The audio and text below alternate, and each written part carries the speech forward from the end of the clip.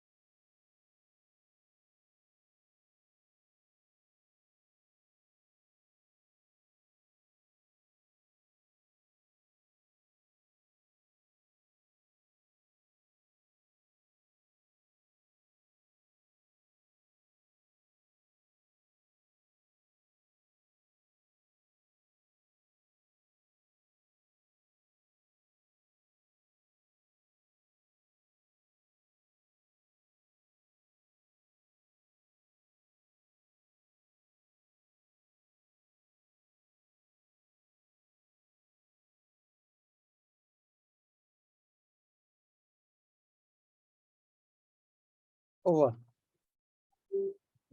So Ritusha, may I request you to begin the meeting?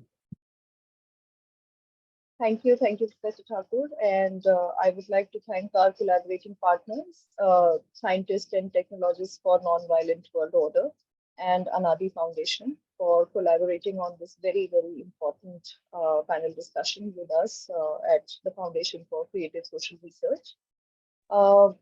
The issue that we have at hand today, the conflict and the crisis that we see, it's of unprecedented scale. The social conflict has been raging in Manipur Manipur for quite some time. The violence has reached a very unimaginable quotient. It is affecting all the communities in the state. The numbers that are there for us are actually ghastly. The number of people killed, the number of people displaced, the number of communities affected is extremely heartbreaking. And it's the common people who've been suffering the lives and livelihoods of the poor, the marginalized classes, the laborers, women. They have obviously they have been at the receiving end in the sense of being most vulnerable. And to top it all, this conflict has also seen a lot of rumor peddling, a lot of fake news, a lot of misinformation. So therefore, the kind of violence that the communities are facing in Manipur is of an unprecedented scale. And also this whole idea, the question of violence, retribution, a very vicious, never-ending cycle of vengeance is something which is coming to fore. And at Creative Theory Foundation, we've been very disturbed with these occurrences and with these events. And from the perspective of creative theory, from the perspective of creative social theorizing, the aspect of social healing, which becomes extremely important in this context, is how we are trying to frame today's panel discussion. We have amongst us the panelists who've been writing who've been writing, reading, and speaking about the issue in all the public platforms in media. And their thoughts help us to evolve a kind of paradigm for social healing, which may be able to just yet transcend the dysfunctional polarity that has emerged in this whole issue. The repetitive polarity that we are facing, the repetitive transgression of, a recognition of uh, ideas of the other is something that is what we are trying to come to, conclusion in terms of social healing. The duality of right or wrong, the duality of good or bad, the issue of violence and retribution. All of these dualities is something that we are trying to heal in terms of what we understand of as social healing. And in that context, this panel discussion will be in the format where I will invite each speaker in terms of responding to a particular question that we will raise. These questions have emerged from our side after a round of discussion amongst the scholars who are associated with Foundation for Creative Social Research. The speakers will opine on these questions, delve together on these questions, and we may just be able to kind of just initiate a dialogue in terms of acknowledging a much broader reality, and whereby we are able to incorporate the truth of others. So in that sense, the first, I would like to, before I begin the questions, I would like to introduce our speakers for the day.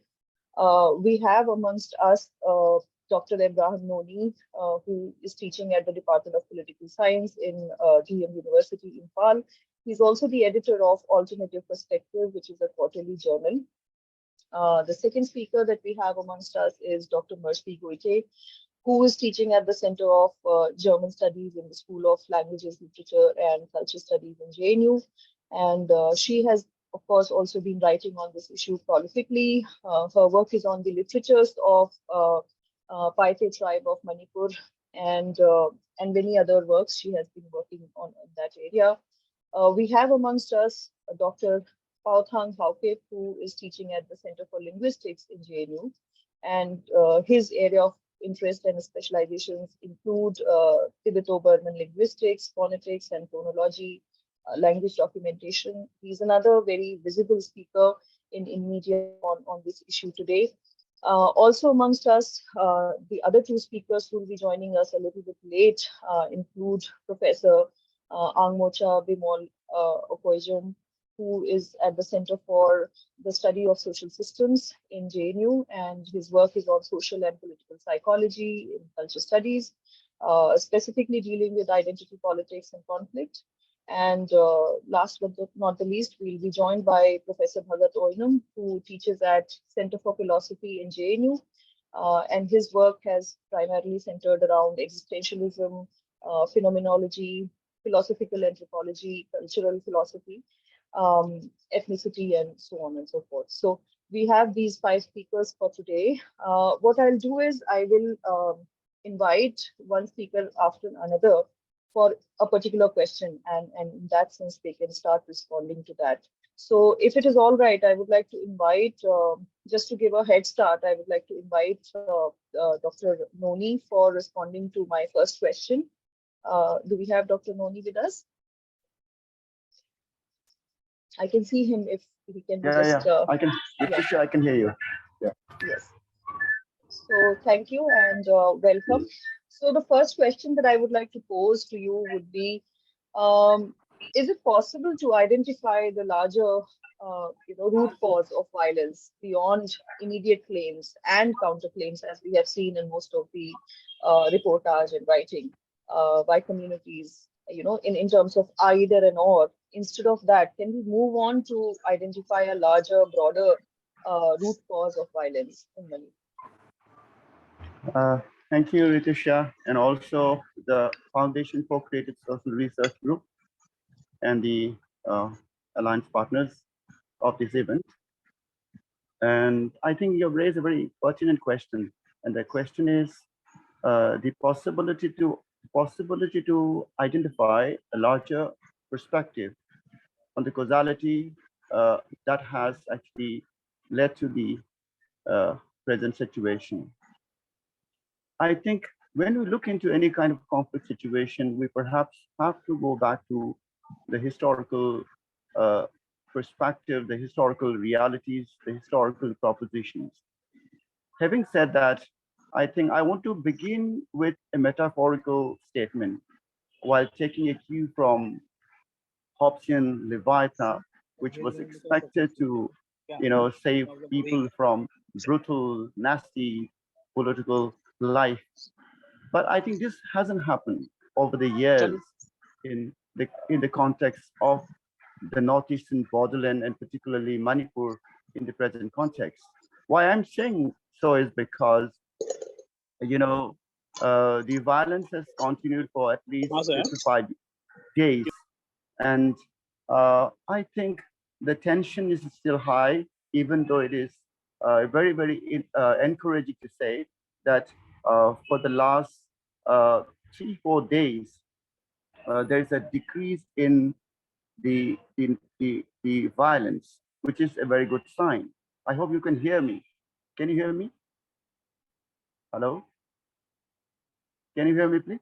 Ritusha, can you hear me? I can't see you. Yes, yes. Okay. Yes, we can hear you. So, yeah. Okay, fine.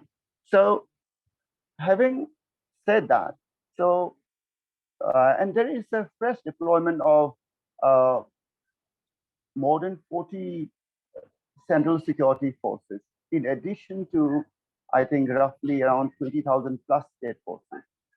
So there is some fundamental problem why the Leviathan that I metaphorically cited has not been able to contain this conflict. This is one fundamental question that I want to raise. Along with this question, we have to also look into the root cause that you're talking about. I think when we're trying to understand this situation, let us at least accept the fact that this has been simmering for a longer time. Second point, one has to now accept the fact that there are genuine anxieties.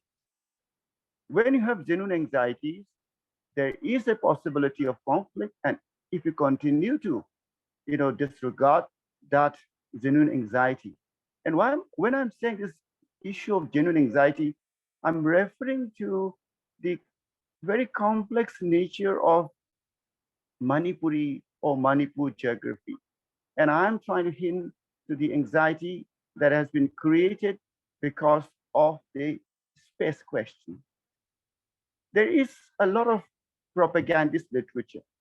The memorandum submitted to United Nations organization, or the Prime Minister's office, or the Home Ministry, all these literature which is produced often rely on the propagandist character, which is actually derailing any process of understanding the root cause the root cause of the problem.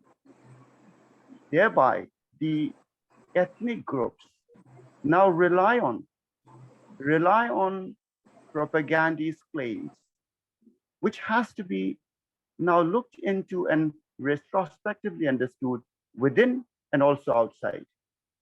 So therefore, I want to say that when I was talking about the space issue, let us be very fundamentally clear that the hill-valley dichotomy that has been produced has a lot of limitations, historically as well as politically and economically. And I want to clarify to the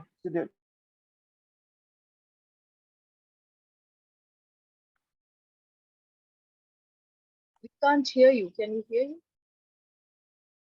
can you hear me? I think there Yeah, is. we can hear you now. Okay. Yeah. Now So I want to now come back to this issue of space. When I'm saying space, I'm talking in reference to the relevant Shram question. The question is 8% effectively constitutes the valley. And there are not only one single valley, but there are crisscrossing valleys in the entire state of Manipur. But when we talk about valley, we largely talk about the central valley, which is Manipur, Imphal Valley, the capital, right? But this entire discourse of saying that hill valley dichotomy has been historically prevalent, I think that needs to be rectified. I'll give you the reasons. Because this entire debate, for an outsider, it is so convenient to say that the valley is the majority. It is very convenient for the outsiders to say that the valley is the Hindu. I think that very generalizing perspective has to be questioned from within and from also outside. So therefore, I want to come back to that point. 8% geographical portion and inhabited by nearly 60% of the state's population. Now you see, Meitei, according to 2011 census, the population of Meitei in the state of Manipur is 44%. And the tribal population, according to 2011 census, is 41%. So now look at that proposition. The difference is only 3%. If the difference is 3%, and if the valley is hosting around 60% of the population, how could you say that the valley is exclusively for the natives? If we want to initiate a dialogue, we need to understand this facticity of the multicultural, plural, coexisting nature of the valley. And I want to tell everyone that this conflict has produced a narrative, and this conflict has relied again and again on a narrative to completely dissect the hill and the valley. And mind you, valley is not only inhabited by the Métis, that I'm telling you for the second time here. Now, let me come back to the other position, a proposition. Let us talk about let us debunk some of the historical narratives. For example, many would say, I've seen a lot of people writing, I can see a lot of articles have also come out from the panelists who are in this particular discussion, that Hill Valley was never together in the past, which is completely unfounded. I'll give you examples after examples. If you just look at 1907, for example, forget about the period before the British. Let us just come back to the British period. 1907, the Manipur management rules. The Raja was the president of the entire state Darbar, and he was to look after the entire state. However, the vice president of the Darbar was entrusted with the responsibility to look after the administration of the hills. And he was to do that, the vice president was to do that under the guidance, and he was responsible to the Maharaj. And that law was again and again, again and again reapproved, even in the late 1920s and even in 1935. Come back to 1947 again, another constitution, the independent constitution, was created, and that again had this hill area administration, which again was, to work under the Maharaja. But Maharaja by then was a constitutional head. Coming to 1971, 1971 and 1960 is again very important. 1960, when Manipur was not a full-fledged state, when it was a union territory, the central government enacted a law, and that is Manipur Land Revenue and Land Reforms Act, according to which the valley people, that is particularly Métis, were not supposed to stay and buy land in the hills. Come to 1971. 1971, when Manipur was not a full-fledged state, another act was passed that was 371C. That again created what you call today Hill Area Committee within the assembly. But mind you, these institutions were largely created violating the principles of social contract, because these laws were not created within. These laws were created largely outside, except that 1947 regulation when Manipur was having its own independent constitution.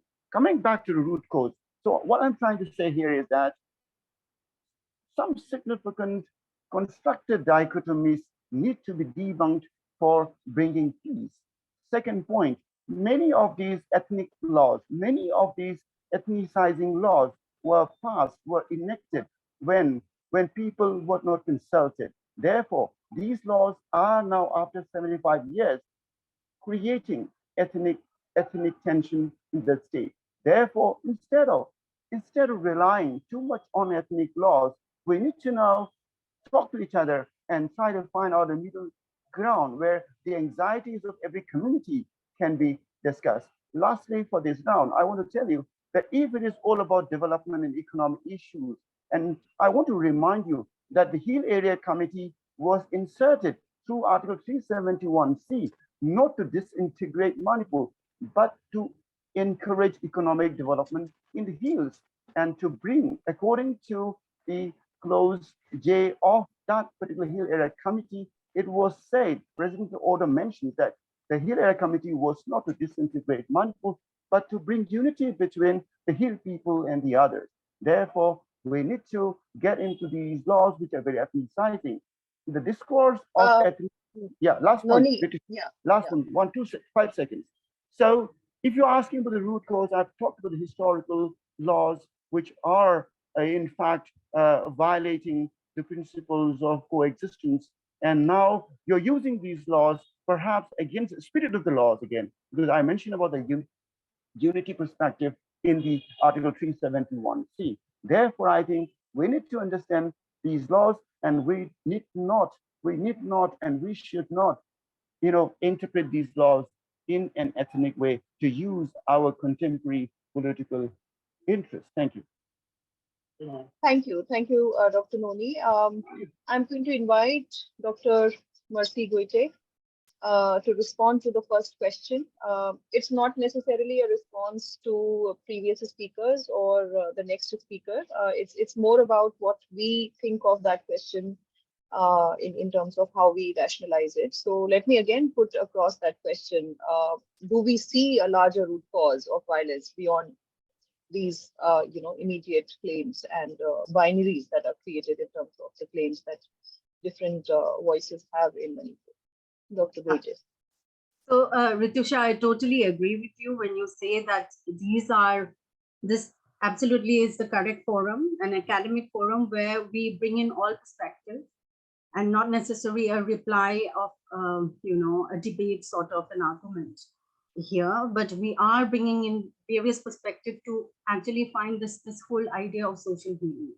And to respond to the question that you raised now, I'd like to first thank the Foundation for Creative Social Research before I respond to that question, for organizing this discussion, which is a much needed deliberation at this hour. And I'm glad to be a part of it in this forum with my esteemed co-panelists, the speaker before me, Noni. And I particularly like the theme of today's discourse. However, when I think through the term social healing, and that is where I question myself, whether or not a social healing through academic discussion will at all be effective. And this applies for all of us here sitting and listening, when the very reason behind this mass ethnic cleansing, and Noni just said that the violence has been, kind of abated, and for a few days the violence have not happened. My question would be, in order to make such an academic discussion effective, why was the violence happening in the first place? That would be my first question. So such a forum can be only effective if we reason out. And the very reason of such mass ethnic cleansing of the Kuki-Zomi ethnicities was ignited. And I'm coming to the root cause and the answer to the question, because the answer is in 4 layers. And the root cause, I personally, when I look at it, the narratives that are running around is propaganda against the minority by the majoritarian predominant culture. The larger root cause of this conflict, as I have mentioned, is the narrative being fabricated for the convenience of a particular. Yeah. So when both sides are accusing the other of starting the conflict, and let's not touch history, let's not disintegrate the lands, so from illegal immigration context to the drug trade and terrorism, the majoritarian predominant culture have accused the minority, and that has always been seen in in history, of being sectionists or illegal militants. Now, the fact of the matter is that both communities are known to harbor armed militant groups, but as many as 8 organizations with support base among the majority Métis have been included in the list of terrorist organizations who are outlawed, maintained by the country's security agencies, and not one group representing the minorities, Zomi Kuki community, have been included in that list. So why am I narrating all these propagandas and false narratives of historical analysis, of political and economical and sociological background? The reason is, why does it become so easy for the common man to believe these false narratives or fabricated histories of the predominant culture against a minority? And why is it being propagated? And here comes the major root cause, when we see that the root cause of these such unnecessary turn of events and false narratives is because that this is a war of identity, ethnicity, and resources. And by resources, I mean the competition for exclusive control of resources. Land comes at the center of resource politics. Lands depositing natural resources such as oil, natural gas, etc. Like in the town of Lamka or Khersol or Tamenglong, etc., they're particularly prone to such politics, of the majoritarian predominant culture. Now, with the violence in Manipur, it is very pertinent for all of us to understand why would the majority culture want to remove the minority Kuki-Zomi people from Lamka or Khersol or Tamenglong. It is because of the rich resources that these towns have. Take, for example, the Tipaimuk Dam is another example, or the land in the hilly areas owned by the tribals are also favorable for plantation crops like palm oil, etc. So you see, there are a lot of coincidences happening here with the sudden discovery of oil and natural gas in these areas around the 2010s. This can also be assessed with the new Métis awakening. And I say Métis here by saying that, and I do not mean it personally to attack anyone personally on this forum, but the majority community awakening with constructed history arose. The conflict over forest reserve, land reserve, the Shivu Park, or the Anglo-Kuki War, and all narratives that are running across various national newspapers, they all trace their root in that resource politics. Now, the second root cause that I want to identify here in this discussion is the deep state politics, which is always conjoined or in the interest or with the interest of the central government, be it any ideological, any political party which is governing the central government. My third reason would be, with certain laws like the international law of the UNDRIP of indigenous people, defining the rights of indigenous people, this whole new concept of indigeneity has played a major role in the fight of identity and ethnicity. Now, we should be very clear that all indigenous people are not tribals. And according to the constitutional provision of India, we know that the tribals are specifically have 5 components, and the majoritarian valley culture do not fall into these categories. Now, if I may, if I'm given a chance to maybe, briefly respond to my co-panelists about the histories of not disrupting the integrity of Manipur and the territory. I must make clear that the Zomi Kuki tribes have been inhabiting the hills much before the British colonial rulers came. Even when the princely state of Manipur was conquered by the British in 1891, the hill tribes were unaffected. They were separately annexed as a result of the Chin Lusai expedition in 1889, and the hill tribes and their lands were never under the control of Maharaja of Manipur, and the British administered them separately through the British political agent. So if we were going to continue, discuss our narratives from our own perspective, there will never be an end to it.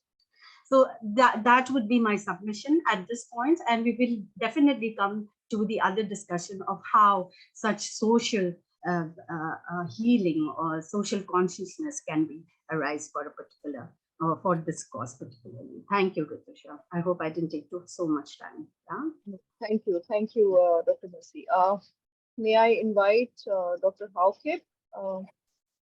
I can see him, he's here. Dr. Haukip. I'm here. Yes.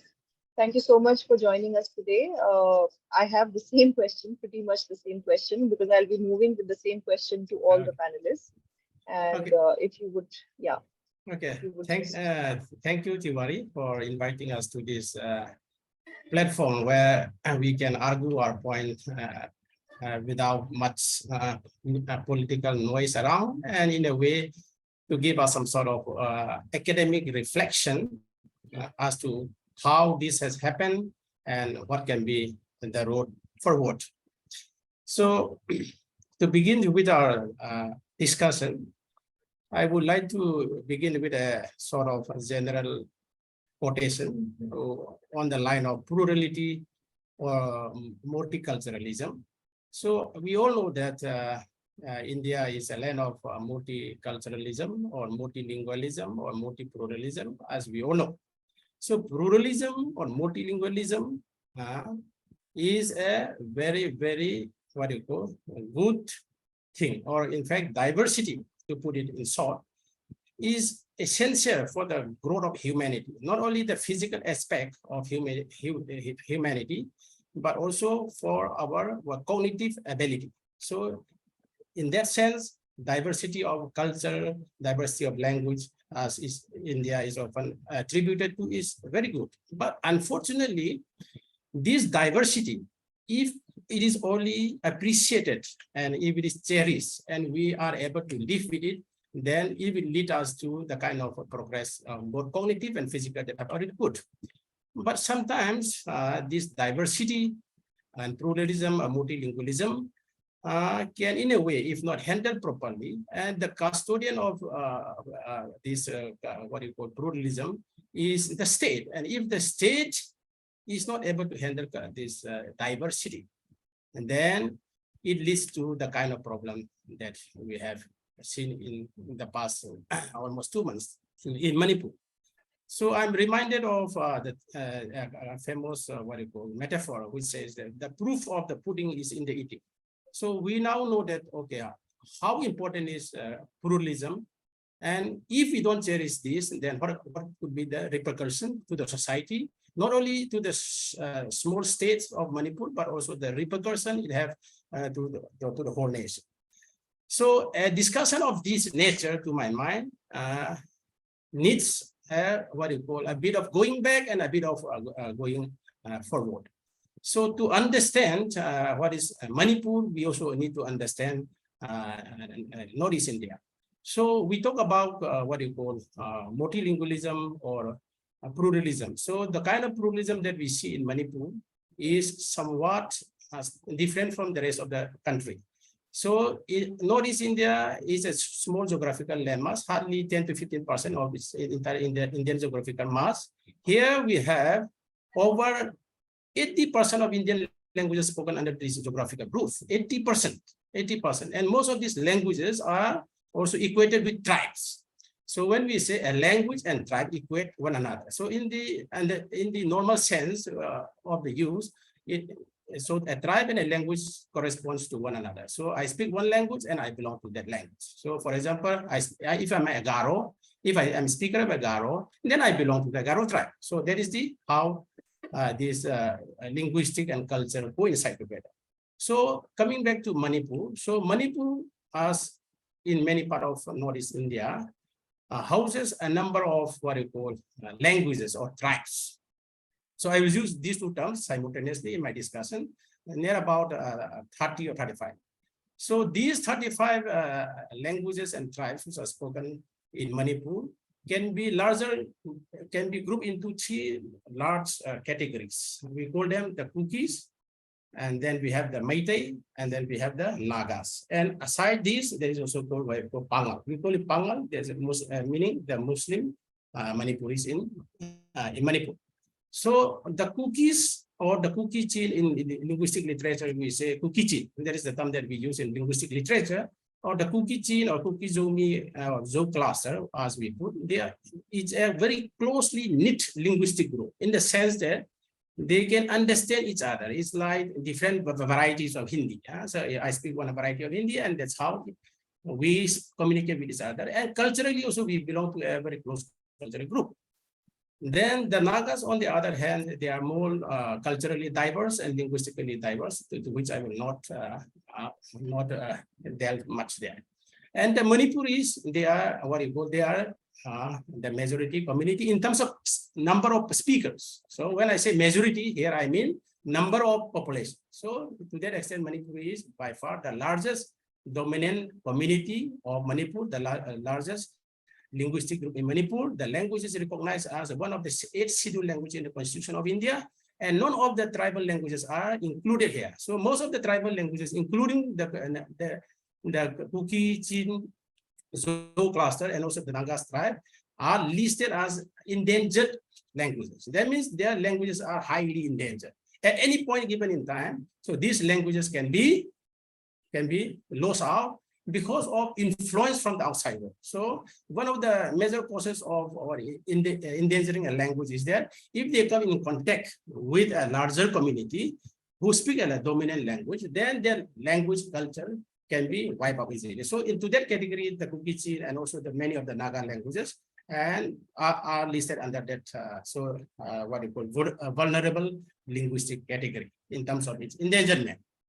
Now, if you look at largely between the Meiteis and the Kukis and the Nagas, the Meiteis are also a distant relative of what you call the Kukis. The relative is we have a lot of similarity linguistically speaking, not otherwise, not politically. So we have a distant relationship, which suggests that at the prehistoric time, not during the historical time, at the prehistoric time, the Kukis and the Meiteis might have come from the same linguistic phyla or family. We call it phyla or family. So at certain point in time, so because languages tend to what you call deviate, they become dissimilar depending on the geographical location they live. So, but the core vocabulary of the Manipuris and the Kukis remains the same. So where does the parting of ways come? So the parting of ways between the Kukis and Naga, between the Kukis and the Meitei before the prehistoric time is that the Meiteis became Hindu because there was a preacher and who converted them into Vaishnavism sect of Hinduism, and that's how they converted. And the Kukis and the Nagas were converted to Christianity because of the missionaries. So there was some kind of a parting of ways, and that is the cultural relation to put things into perspective. So coming back to the issue of what led to this crisis. So to my mind, and also this has been repeatedly envisaged by me, that somewhere the notion of land is central to the ongoing crisis and violence of the scale, magnitude, and size, which is unprecedented in Manipur and in the rest of Northeast India, is this whole land within quotation. So looking back a bit further, so now if you trace all your historical kind of records, that doesn't lead us too much, too far. That doesn't lead us too far. But if you look at the distribution of this population, we call the Meiteis, the Kukis, the Nagas, okay? So the Kukis mainly inhabit that for 10% of the valley, or some call it 8%, whatever, maybe that valley part. Whereas the Kukis and the Nagas, they are spread across the hills surrounding the infrared. We call it infrared. Okay. So this settlement was since a very, very long time back. It was before prehistorical times. So this settlement, to my mind, was a very, very long settlement. Now the issue as to why this has led to this crisis. In the past, there were feuds between tribal feuds were there, feuds along village line, along on the line of clients were there. But this is different. The nature of this scale is very different. Here we see a total unreconcilable kind of scenario which has come into play, if I may allow to use this terminology, is that somehow for the tribals, not only the Kukis, anyway, the tribals in Northeast India, for them, land is one of the only sources of livelihood. Please remember this. And of course, land is also a source of livelihood for anybody. But why I'm drawing this contrast is that in the valley, we have to look at some parameters. What are the parameters?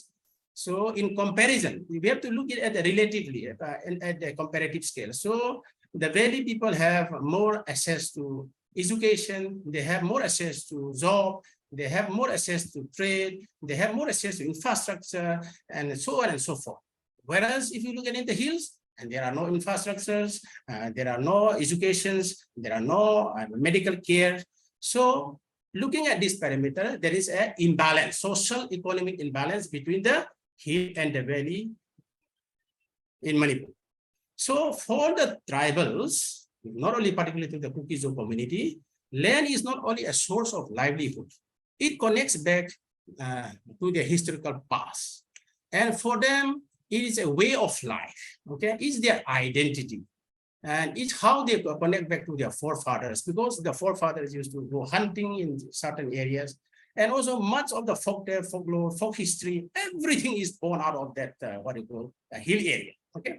So that hill area, or what you call in forest, in that forest. So there, it's also as a means of survival, and also it's a life view. And much of the knowledge system, especially for academicians like us. So we need to cherish the way of life and protect way of life in the hill for the simple reason that diversity and the knowledge which we get. What is knowledge? Knowledge about is all about way of life, and then and their cultural worldview and other things. So in order to protect the knowledge that comes from the hills, from people who practice Zoom cultivation.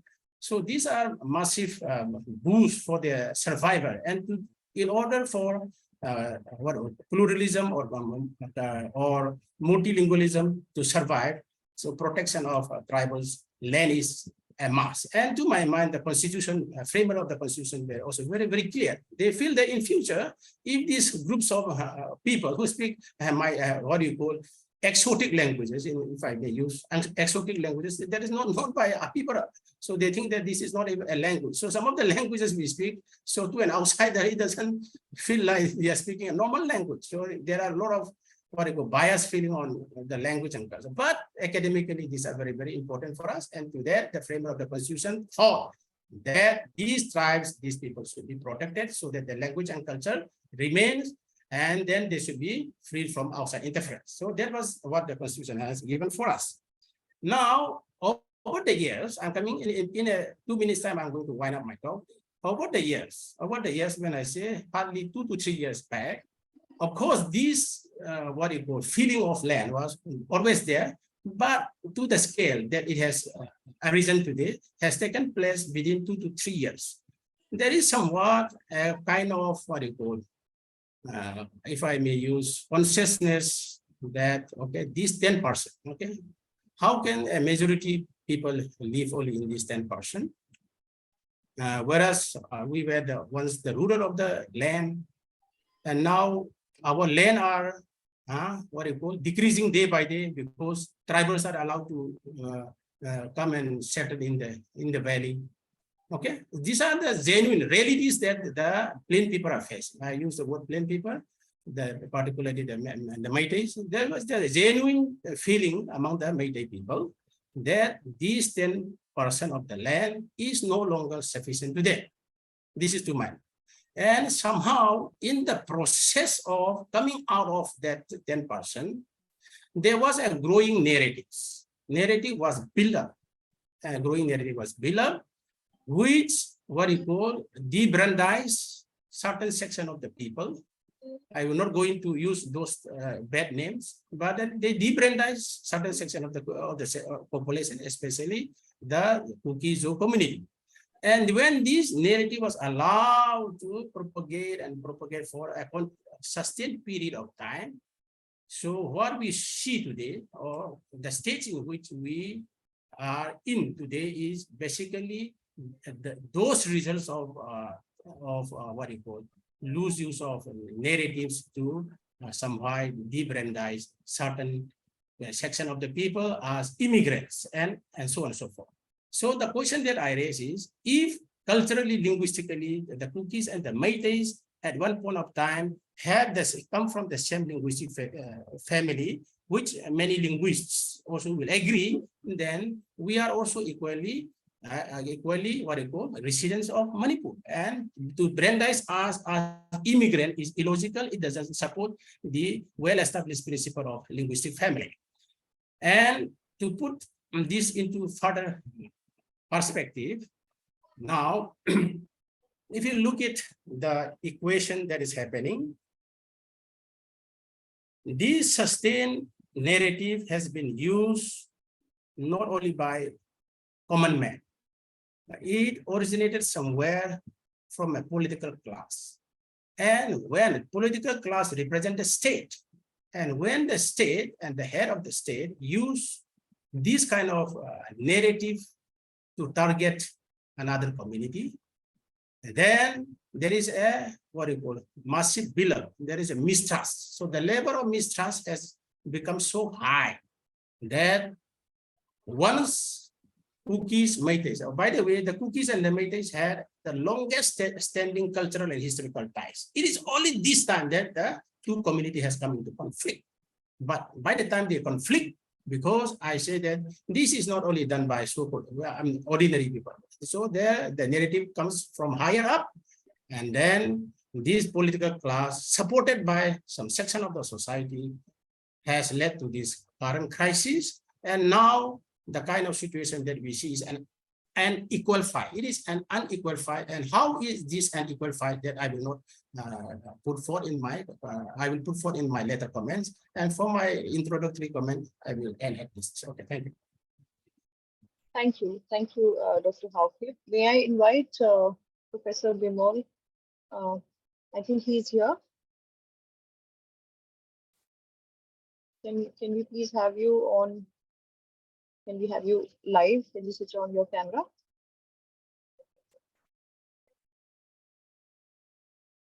Professor Koijam?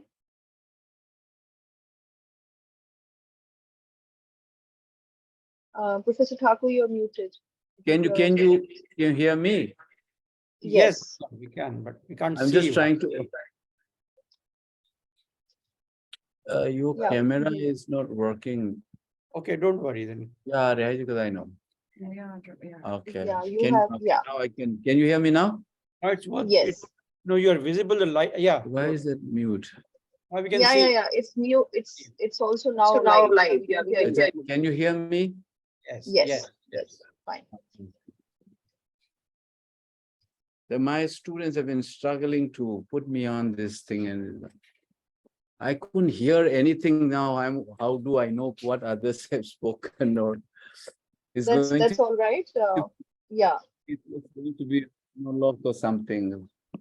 Sorry, I tried to enter. You have a larger crowd, it seems, so I couldn't enter it. So, okay, tell me what is the thing that you. Yes, the way we are going is that we are. I'm raising the questions one by one. And for one question, I'm making the rounds to all the speakers. So before you, Dr. Noni has spoken, Dr. Mercy Goite and Dr. Pauthang Haukip has spoken. The question here was whether it's possible to identify the larger root cause of the current crisis and violence in Manipur, moving beyond the immediate binaries in terms of claims and counterclaims by communities in Manipur. So the three speakers have responded. Now I'm posing the same question to you. Okay, let me put you, how much time do I have? Accordingly, I have to cut down some and then pick and choose the person. Mostly Complete. 5 minutes, 5 to 7 minutes. You know why I'm saying is that there are so many distortions and lack of information is supplemented by deliberate distortions of facts and figures over the years. And since the starting of this conflict or violence, things have got more nasty. It's almost like what Hitler's propaganda minister Goebbels had said: you tell a big lie and repeat it 100 and 1,000 times, it becomes a truth. So it becomes very difficult to put, and especially for the mainstream India, because you barely know about what Northeast is. So let me start with the very locations and let's go step by step. If I spill over a 2-3 minutes, I hope you will allow, because this should help us not only about this present crisis, but larger understanding of the dynamics in the Northeast and its relationship with India. Let's start with this. In just after what we call the Sepoy Mutiny, or the first war of independence in the middle of the 19th century, the territory that we call the Republic of India today was broadly divided into two territories with two different kinds of sovereign power being exercised. The one is called British India, which was under the direct administrative control of the sovereign king in England. And there is another group of territories which are called the native state, the Indian state, or the princely state. These are the three terms used, where the sovereign power was raised with the Nawabs, the kings, and so on. And this was clearly laid out in the November Declaration in 1958 by Queen Victoria. And these states were under what is being called the paramount power of the the British king.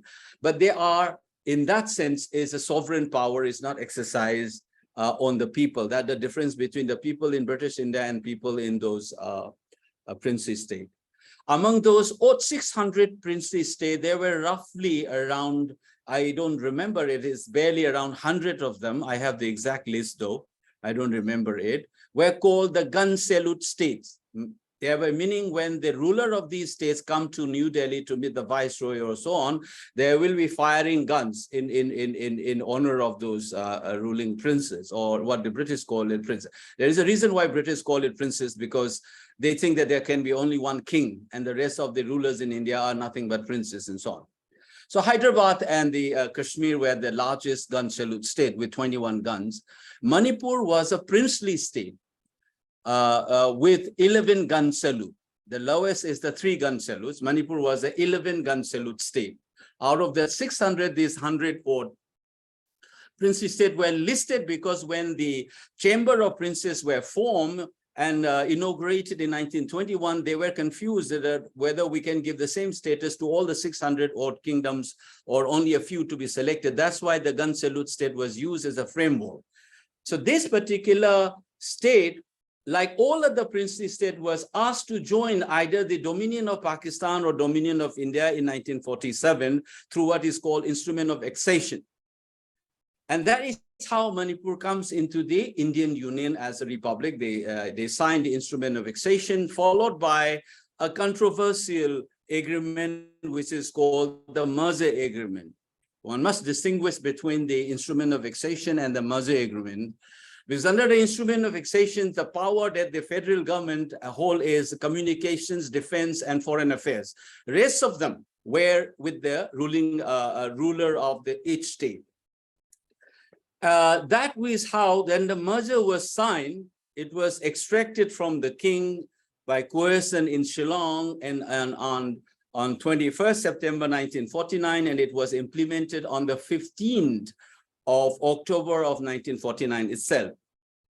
Now, this is very crucial for us to understand what Manipur is. And I've given you the background of the Indian state and how Manipur is part of that one. Now, this 15th of October 1949, Manipur became, this merger agreement was implemented and the state assembly was dissolved. The speaker of whom that state assembly was a Paite guy called Tiangkham from Churanchampur. he was a speaker of that house. He pleaded that, the merger is illegal and assembly must discuss before joining and so on. And there were Kuki chiefs who were also protested this forced merger in 1949. So that was a state. And this is the turning point. One must recognize whether Manipur state is an entity or not. And if you look at the 19th entry in the Constitution of India, Schedule 1, Manipur is defined as the territory which immediately before the commencement of this constitution was being administered as if it were a chief commissioner's province under the name Manipur. That's the definition of Manipur in today's Indian constitution. It says that it was a commissioner's province, the territory. And that is the hint.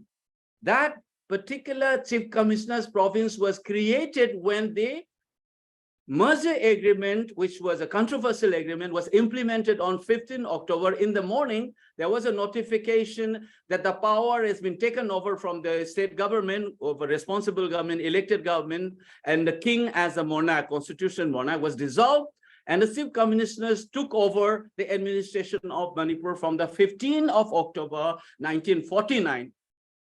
And that is the Manipur you have. And so a lot of myth have been created when this was signed, only the 700,000, only the valley was signed by the king. That's a myth. You can check it on this Constitution of India, how the territory is defined, how the chief commissioner, which is mentioned in the Indian Constitution, is the chief commissioner, which was implemented by the Dominion government on 15th of October, 1949. So let's keep this one. Now, that's Manipur, simple one. So what's happening? There is a history, you can go back. This is what Foucault will call it when you analyze the present, it casts a shadow in the past. So you need to go back, and the past is something that implicated in the present. That's a dichotomy between what we call it hill and valley. And this is a topographical mistake. And the division among people, I have already laid out in my Hindu article, you can cross-check it. You must remember that on the formation of the continents on Earth, why Himalayan region is a earthquake-prone area, and all those things can be laid out in scientific terms. There is nothing illogical or untruth about this, how these regions were formed. So the Manipur that is a mountainous part of that elevation through that continental formations. And Brahmaputra Valley and the Indo-Gangetic Valley were part of the depression which was created in that one. Later on through the sedimentation, it becomes a plain. Now what happened is that when the British came to this part of the world,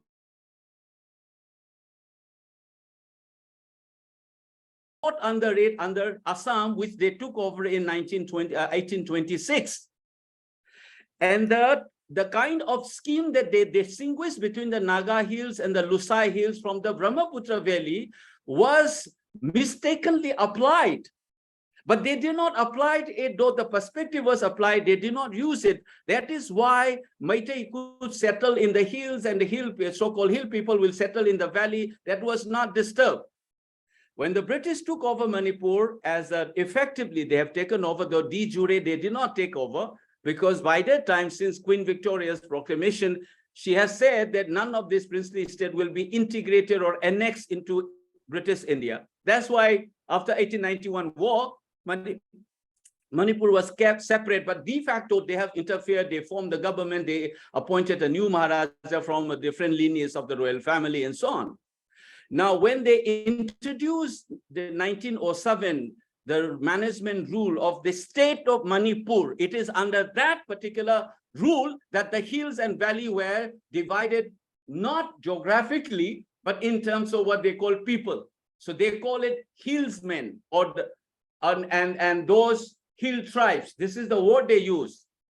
That is why they think that the valley were the plain tribes, like in Assam. That's the assumption they have it. That's why they listed Meitei as one of the tribe and the hills tribe as something else.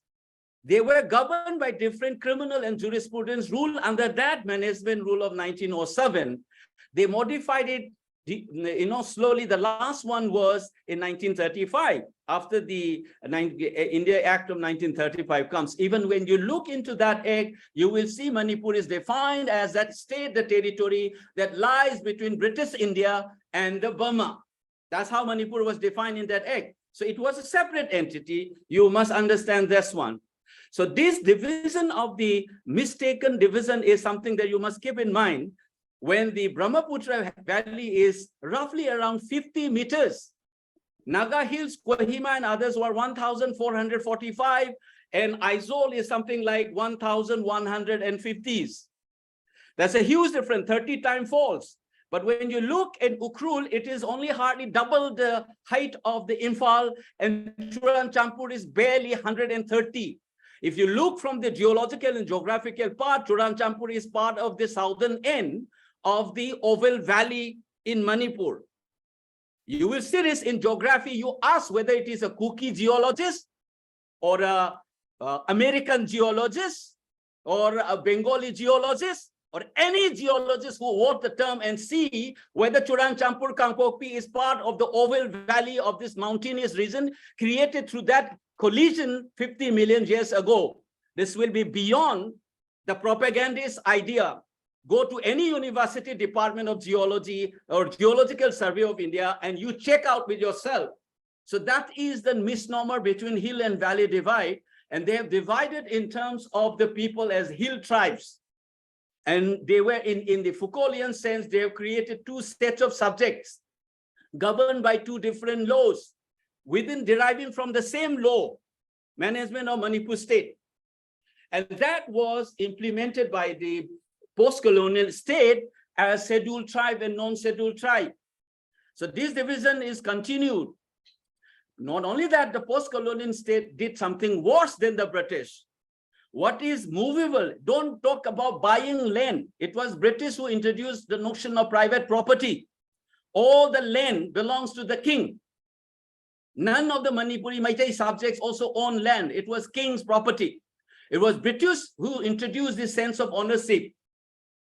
You check into the detail of this history beyond these propagandists and this communal harangue that you've been hearing, and then so-called liberals and progressive elements have been partaking in this as a part of the conflict, rather than playing a mediating role to cool down the situations. They blame game, they are joining and releasing press conferences, embarrassing twisted facts, which will come out, and their credential as academics in Indian university or Western university, they will be laughed at.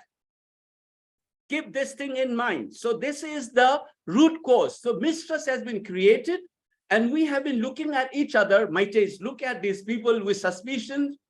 And because of the cultural intervention, yes, there is also a way of looking in hierarchical sense. Meitei think themselves as advanced and civilized. They look down upon the tribes within quotes. And similarly, mind you, within the elite tribes and major tribes, they will also look down on the minority tribes.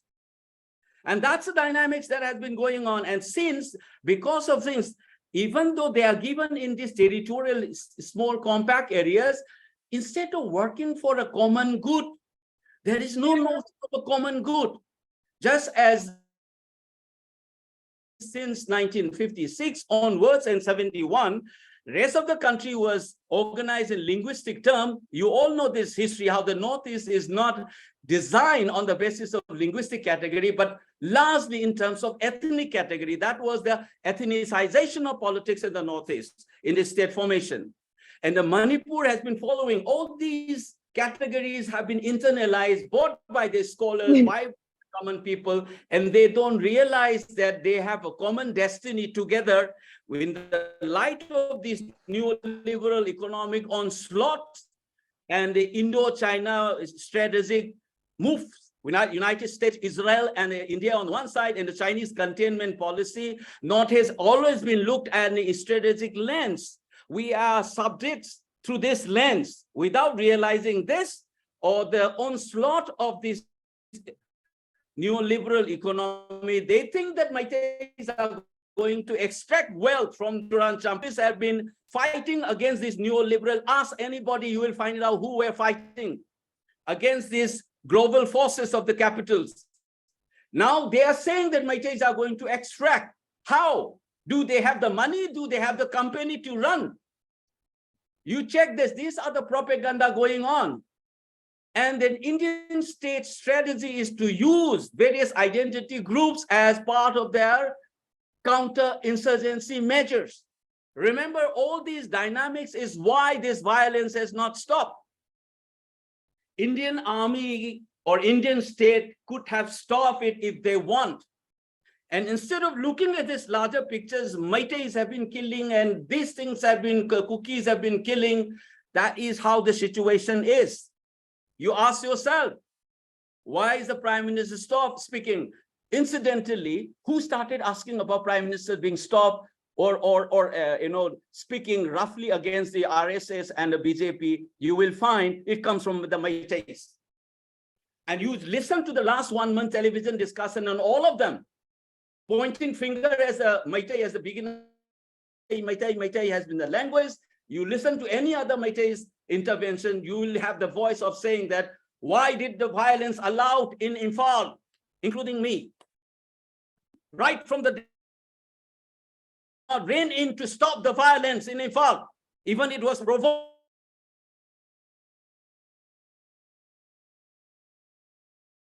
Blaming Meitei again. Ask Look that at to the Mr. how N. many Senior Chief articles have been Minister. written. Listen how many articles have been written by the Meiteis in the national media and how many of them have been written by this tribe. Some of these people in the mainstream, instead of playing to cool down and douse the flame, you are playing on this game. Remember that the losers will be the cookies and the Meiteis, whether you like it or not. Even if you have these separations, this kind of a bloody things will linger on for 100 years. When you think about Churanchampur people catching flight from Aizawl, instead of traveling for 50 kilometers to Imphal, that they are traveling for almost 350 kilometers away. And like the Bangladesh and Pakistan was created, you have a Kangpopi tek between the Nagas territories and the Meitei areas, and one far away from it, the strategic locations, what the Indian government is doing, all of these things. If you don't think, you will be the sufferer. You, Mane, the people of that part of the state, none will suffer. The stories of Thank you. killings and violence and uprooted, it will be told 100 times by the people of that state, whichever community is. You must realize that at the end of the day, do you want to sustain this kind of a conflictual relationship or try to find a common ground in the days to come? That should be left to the intelligence of these people, whether it is the Meiteis or the Kukis or whichever tribes.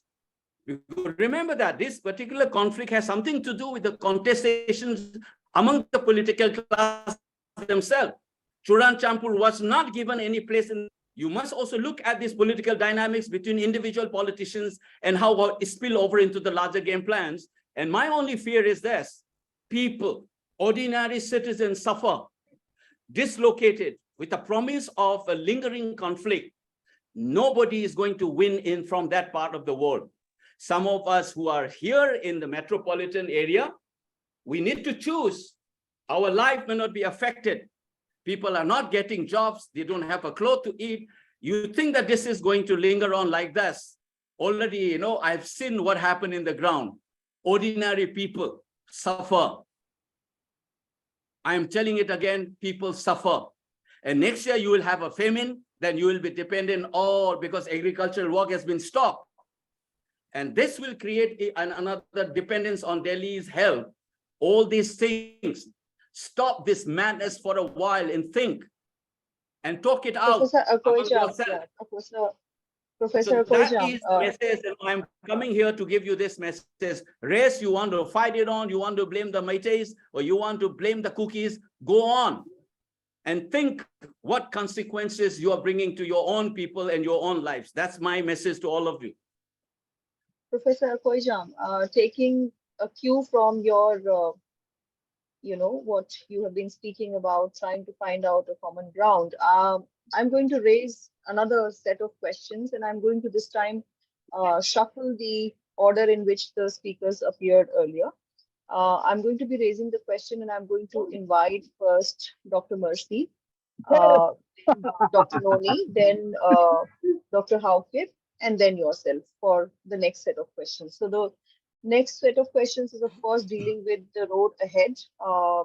And in that sense, I will invite the speakers to deliberate upon the possibilities of healing the fractured borderland beyond the colonial as well as the post-independence frameworks of resource distribution, settlements, whether there are common mechanisms which can be envisaged in terms of equitable expropriation of resources, uh, other than what we already have on ground in terms of certain community-based affirmative action.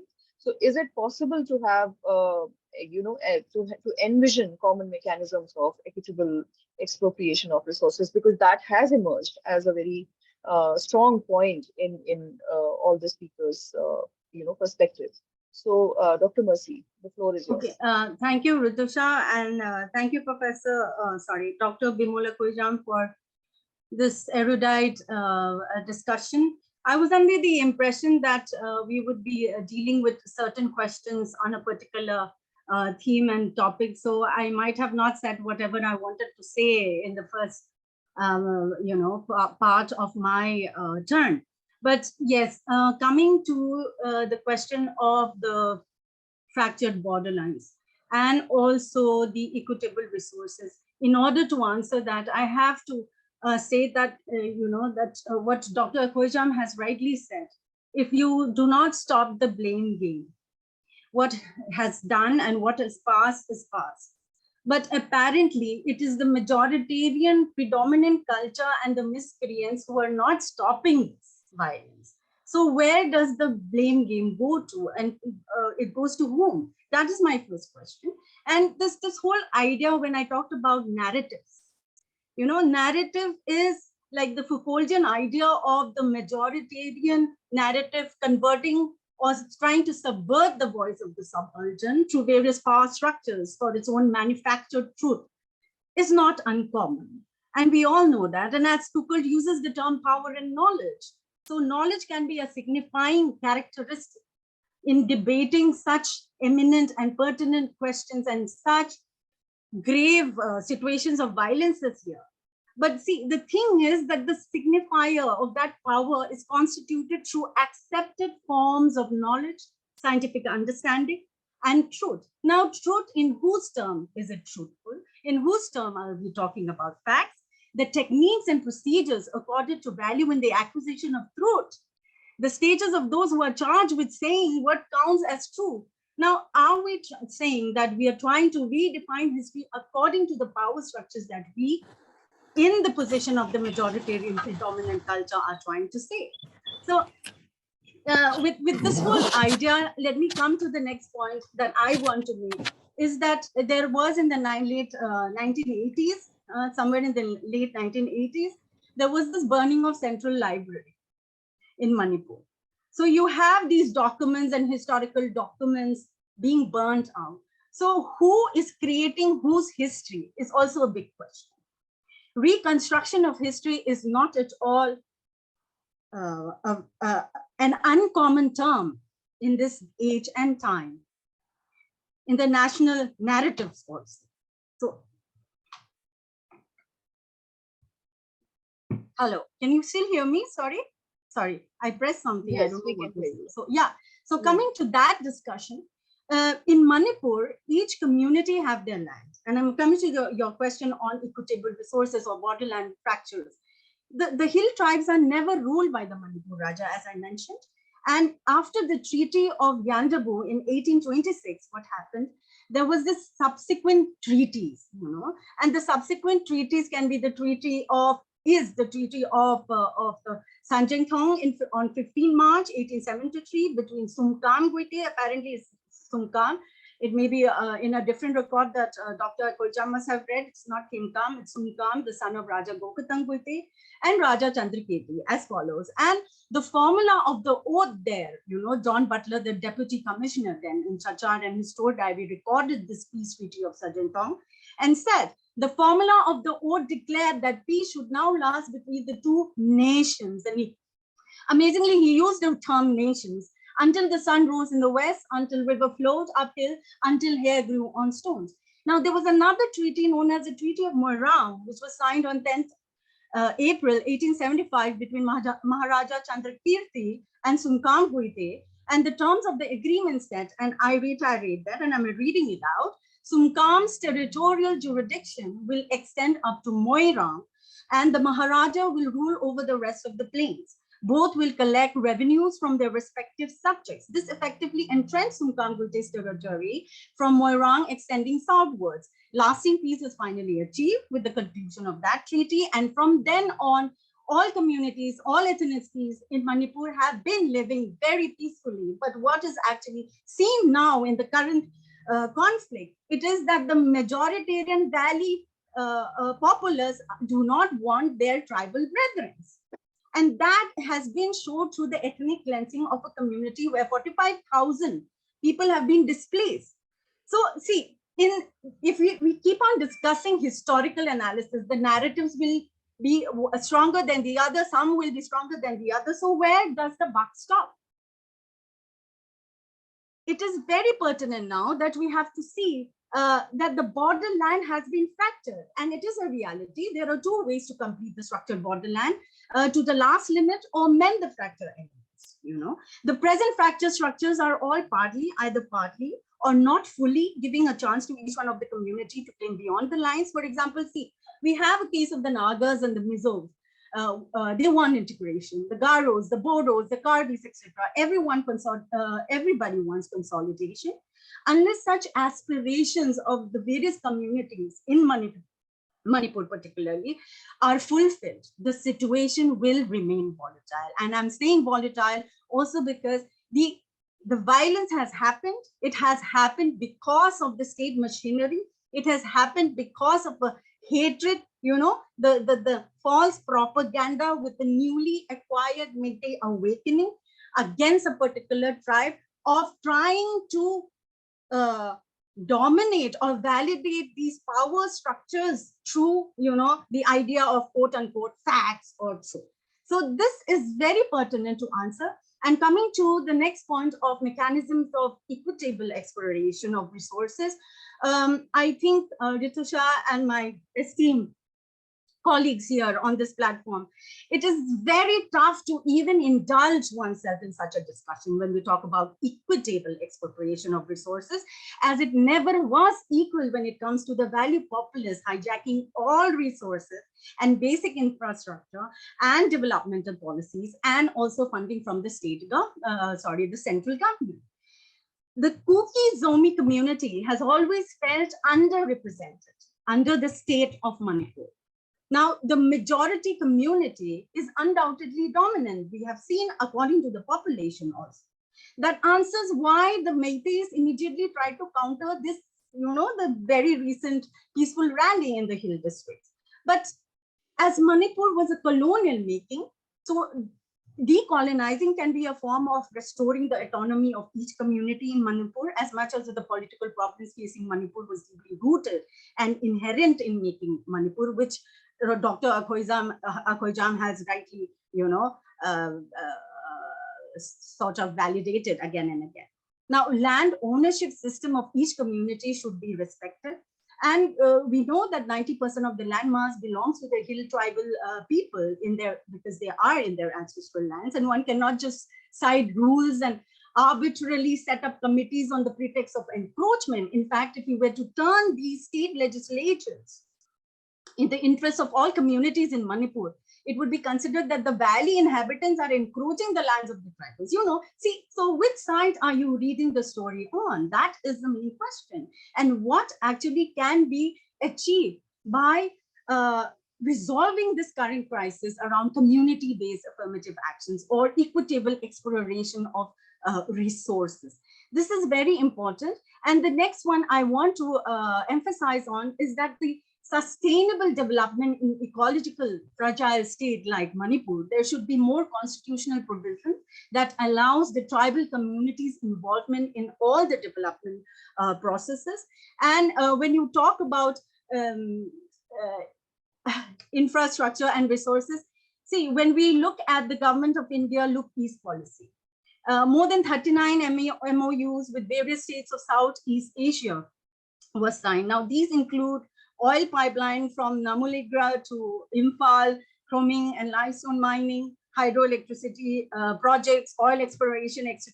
Now, the existing Article 371C of Indian Constitution, which is supposed to protect all hill areas, is ineffective on this regard, with another provision that outlined and provided that nothing in this item shall apply to lands acquired for any public purpose. So a total of 19,135 hectares of reserve forest areas was given to the Indian Railways without even referring to the Hill Area Committee. So who is at fault? Yeah, and who is suffering? That is the biggest question we need to ask when we talk about equitable expropriations. Oil exploration are carried out by Oil India Limited and Dutch-based Jubilant and Gas Private Limited, much to be the objection of the public. Now, let us not go into the details of it, and I hope you get the picture here. The Tipaimuk Dam, which I actually mentioned in my earlier deliberation, is going to be submerged more than 27,000 hectares of land. And the objection to the Mapithal Dam, the Trans-Asian Railway, oil exploration in Manipur, you know, they will meet with security forces. So there are a lot of complexities when you even try to talk about equitable exploration of resources. And as I have reiterated again and again, the basic root cause and the solution to such an issue which has occurred in Manipur, which is very sad to see till now, because till now we were living peacefully, separately.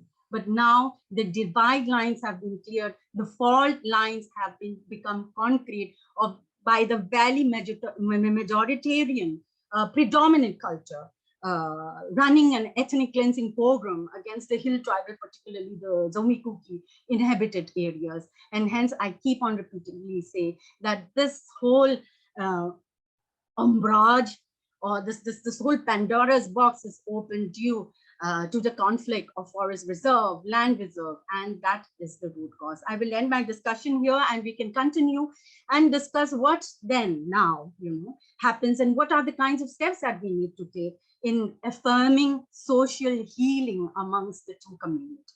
Thank you, Ritisha.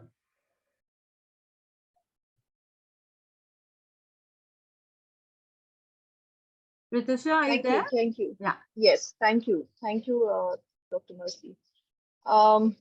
May I invite Dr. Noli now? Yes, Dr. Noli, you may unmute you need to unmute, yeah. Yeah, Rishi, can you hear me? Yes. Yeah. Yes. I think I'm bound to clarify and also respond to a couple of serious allegations placed by Dr. Mercy.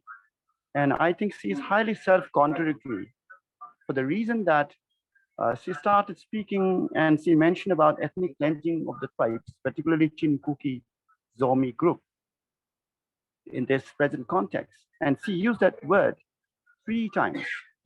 On the other side, she talks about the possibility of equitable distribution. On the other side, she also says that people, the Kukis and Meiteis lived together at one point of time, and conflict has just happened this time, perhaps for the first time. So I think her narrativization of the present context is largely self-contradictory for the reason that she started blaming the state government and the Meiteis for encroaching upon tribal resources, what she says. That is the availability of hydrocarbons and petroleum products, which is highly unfounded. And she herself has affirmed that unfounded argument by saying that this is the central government that actually, controls over the governance of these resources, because I think she needs to read 7th schedule of the Indian Constitution, where the resource management, where the management of the natural resources is given to the union government. And I think there's no point blaming a community or the state government. And there lies the question of fiscal federalism in India, and also the way the states actually do not have any role to play as such. So thereby, I think the question is largely more about the center-state relation, and she needs to read that a little more deeper. And she also used an interesting phrase called deep state. And I think she completely misplaced the notion of deep state by blaming on the Métis that the Métis are reflective of deep state. And I think she needs to reformulate and retrospectively see her own phrase because she has not been able to understand that despite the of Dr. 40,000, Noni, no, I have to Noni, my clarify these request, allegations, which is sorry. no, I these are have to not clarify. allegations. May No, I no, just she used the intervene term as ethnic. a moderator? Yeah. Listen, may I Yeah. just intervene as the moderator? My Yeah. suggestion is that we focus on the questions that are raised by the organizers of this Okay, particular I can panel respond to discussion. that. Okay, I'll do that. Yeah, I'll do instead that. of responding I'll just to each okay. other. No, Yeah. I in my speech when I Because spoke, I did say no, that I wanna- every time I raise a question, it's in response to the question and not to the previous speaker or but others. where in the first round, I was given when I spoke, I never accused any community.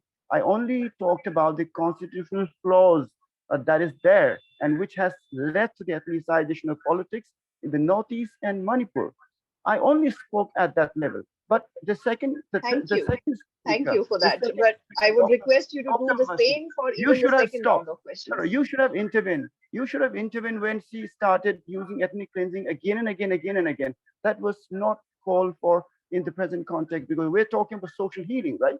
So since we're talking and we're trying Sorry, to focus Ritusha, on, if I may just clarify, I'm sorry, Dr. Noli, if if my comments and the nomenclature that I I didn't use have cross. been I taken didn't. personally. No, I no, no, no. have It's mentioned not in the personal. beginning It is of nothing the personal. We have to session clarify to the audience. saying that certain No, nomenclatures are please do used, not but intervene. not directly attacking a When you particular spoke, community. May I just when you spoke, I again didn't may I intervene. just request the both of you to refrain from responding to each other directly. Yeah, I'll not. My suggestion is my suggestion is that we come back to the discussion on certain mechanisms, if it is possible to think about certain mechanisms of equitable expropriation of resources.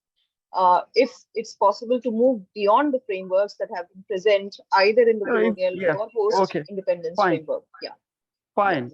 So I think Dr. Mercy needs to withdraw a couple of terms that she used. Otherwise, I think there's no possibility of talking about social healing and even equitable distribution when you are actually, accusing people and tormenting and or manipulating facts and figures. I think that's very uncalled for in the present context of social healing. Now, coming back to the social healing issue that you're raising here, the equitable issue.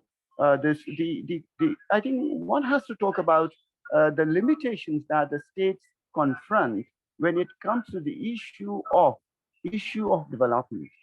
And I think everybody present in the house in the discussion today, including the audience, will have to underscore one fact. That is 1971, the Hill Area Committee regulation is about economic growth.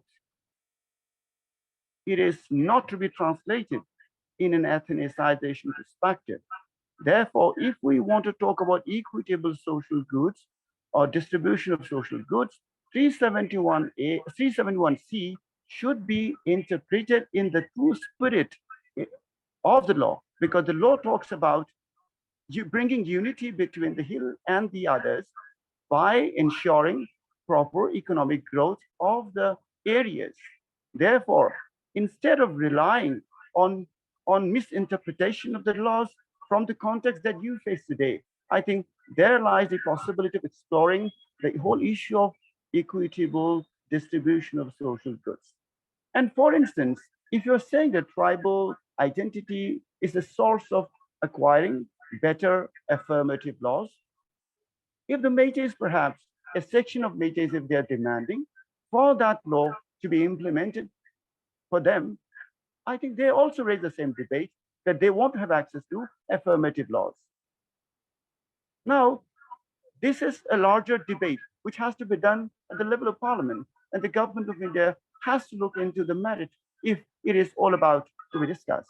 But I told you that the whole narrative, the narrative, the whole narrative to segment valley as one homogeneous point on one homogeneous body is completely wrong, because there are a lot of buffer micro tribes. And in the whole idea of constructing pan greater homeland for communities like the Chin, Kuki, Zomi. Interestingly, I want to tell you that on 13th of May, a memorandum was submitted to the Home Minister of India, and the word Zomi, Kuki Mizo was used. On the 15th, Mar was added. So there is a constant, mobilization of identities in the name of what you call development, in the name of all kinds of redistribution. But mind you, I want to draw your attention, if we are talking about development, let us go to that Tribal Affairs and Hill Development Department report of 2020-21, which has said that 45.7% of the total budget of the state has been allotted to the hill areas development. Now, this, if it is, I think, of course, I think we must endorse the fact that hills need to be developed. There's no doubt about it. But the only point is that let us not interpret development from an ethnic point of view, because by doing that, you're missing out on one very fundamental problem. That is the entire appropriation, the entire appropriation of the resources by a section of elite, by a section of tribal elite in the name of ethnicity cannot be stopped. So therefore, I appeal to the right-thinking citizens, the Kuki elites, the Kuki intellectuals, that they need to have a self-retrospection, because they cannot rely on this ethnicizing debate, ethnicizing narrative to understand the possibility of development. Therefore, I would appreciate if the issue of poppy cultivation, if the issue of drug menace, if the issue of corruption, if the issue of resource appropriation by a segment of few class of tribe is exposed, then I think there is a possibility of trust building between the toiling masses and in the valley and also in the hills. But unfortunately, in the pretext of ethnicizing politics that we have seen in the borderlands, we have not able to bring out these complicated appropriation and illicit appropriation of wealth and resources which belong to the common people. Thereby, unless the tribal elites, unless the tribal intellectuals debunk their own societal hegemony within, there shall be no possibility of trust building. But mind you, Métis society, as we have been saying, it's a very diverse society. We are not one in that sense, because we are homogeneously debating. So we are heterogeneously looking at the problems that we confront, because there is a class question within also. There is a critique of different demands being put by one segment. But this is also the beauty where we can have a possibility of negotiation. And let us not try to play this victim card, because when you are saying Kuki, Zomi, Mizo, Chin, Mar, this is a huge demographic body that you are trying to construct. One must be aware of the fact that this victim card, this minority card doesn't hold any ground. Because if you look at the real population, the pan-Zomi movement, they are claiming a population, a politics on behalf of a population which is nearly 1 crore population. And mind you, Métis is hardly about 16 lakhs population. Thereby, let's stop this game of identity, trying to manipulate demography and geography, and trying to create this relationship that we have had. And I think this whole issue of ethnic homeland is going to completely ruin peace in the state, not only the state of Manipur, but in the entire region, for the sake of peace building and proper economic development, and to put things into real perspective. I think this is a time that we actually abandon these constructed, trans-border national. I want to also re-emphasize the point that the present identity politics of the Jomi has a dual identity crisis. That is, on the one side, you would say that we were a free moving tribe across the border, but at the same time, you are claiming to be a part of a state. And on the other side, you again try to reconsolidate these tribes in the name of the free moving identity, thereby completely causing disharmony to the established entities like Manipur, for example.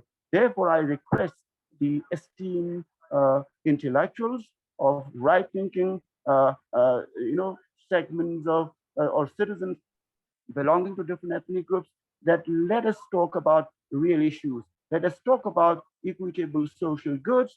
Let us talk about redistribution of social goods, and let us talk about how the resources available in the trans-border regional areas are being completely appropriated by the central government without consultation, without consulting the state governments, thereby calling for a collective agenda to look into this debate, because there lies the possibility of exploring a common agenda. For example, in 2010, when this Jubilant Oil and Natural Gas Company was given the right, the proprietorship, in fact, the right to explore petroleum products in the state of Manipur, the state government was almost not consulted.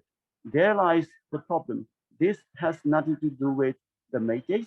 This has nothing to do with the Kuki common people. My dear friends and colleagues who are present here, I want to draw your attention to the fact that let us not harp on that campaign of demonizing. I appeal to the Métis. I also appeal to the Kukis that demonizing narratives will not hold ground. If we want to really bring peace in the region, we need to come back to the real spirit of economic development. And I want to finally draw your attention to one very significant point, which Dr. Mercy was trying to talk, but she actually, could not, I think, get into that aspect when she talked about deep state. I want to remind you that even after 55 days of the violence, why it hasn't been calmed down? This is a fundamental question. Are the common people, the farmers, interested in continuing this violence? Not really. This is a monsoon season, and people are looking for tilling their land, and they want to go to the field. They cannot go to the field because there's a firing. There's a possibility of snipers being fired upon them.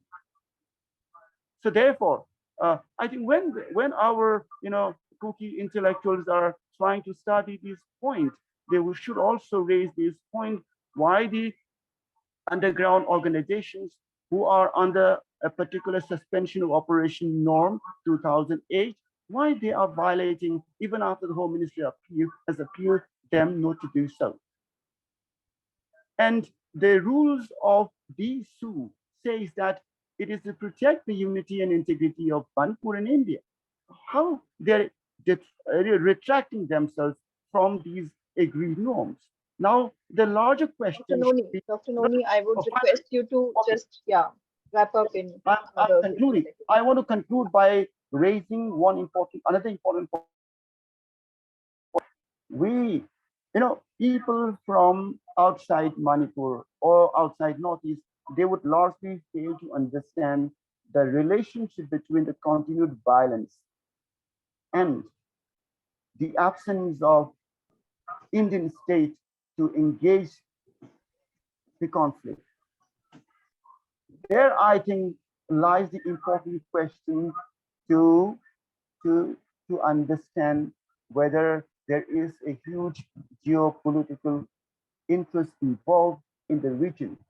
Historically speaking, the entire northeastern borderland has been witness to geopolitical, geostrategic, and geoeconomic questions, thereby largely compromising the actual concerns of the people. I request every member, every person present, panelists particularly, that when you speak, you need to speak on these issues. We need to put aside the ethnic tangle for a moment, because the way it has Thank you. continued Thank you, Dr. Noni. Yeah, thank you. So I want to conclude by thanking the social healing group. Thank you. I'm going to move on to Dr. Hawkif and Dr. Akoijam. But I'm going to raise a slightly different question. You've heard the previous two speakers, and your final thoughts on what could be the possible long-term solutions for conflict resolution. Can we think about social healing? Can we think about certain mechanisms for social healing? So, Dr. Hawkif, please. Okay, I will answer your question as to the long-term concept towards the end of my talk. Is this my last time that I'll be speaking? I'll be have another chance to speak. No, I think we are just going to now wind up. Okay. At least give me the equal number of time that you have given for other panelists. Absolutely. Okay. Absolutely. So the debate has become interesting, and we have touched on different aspects of the crisis.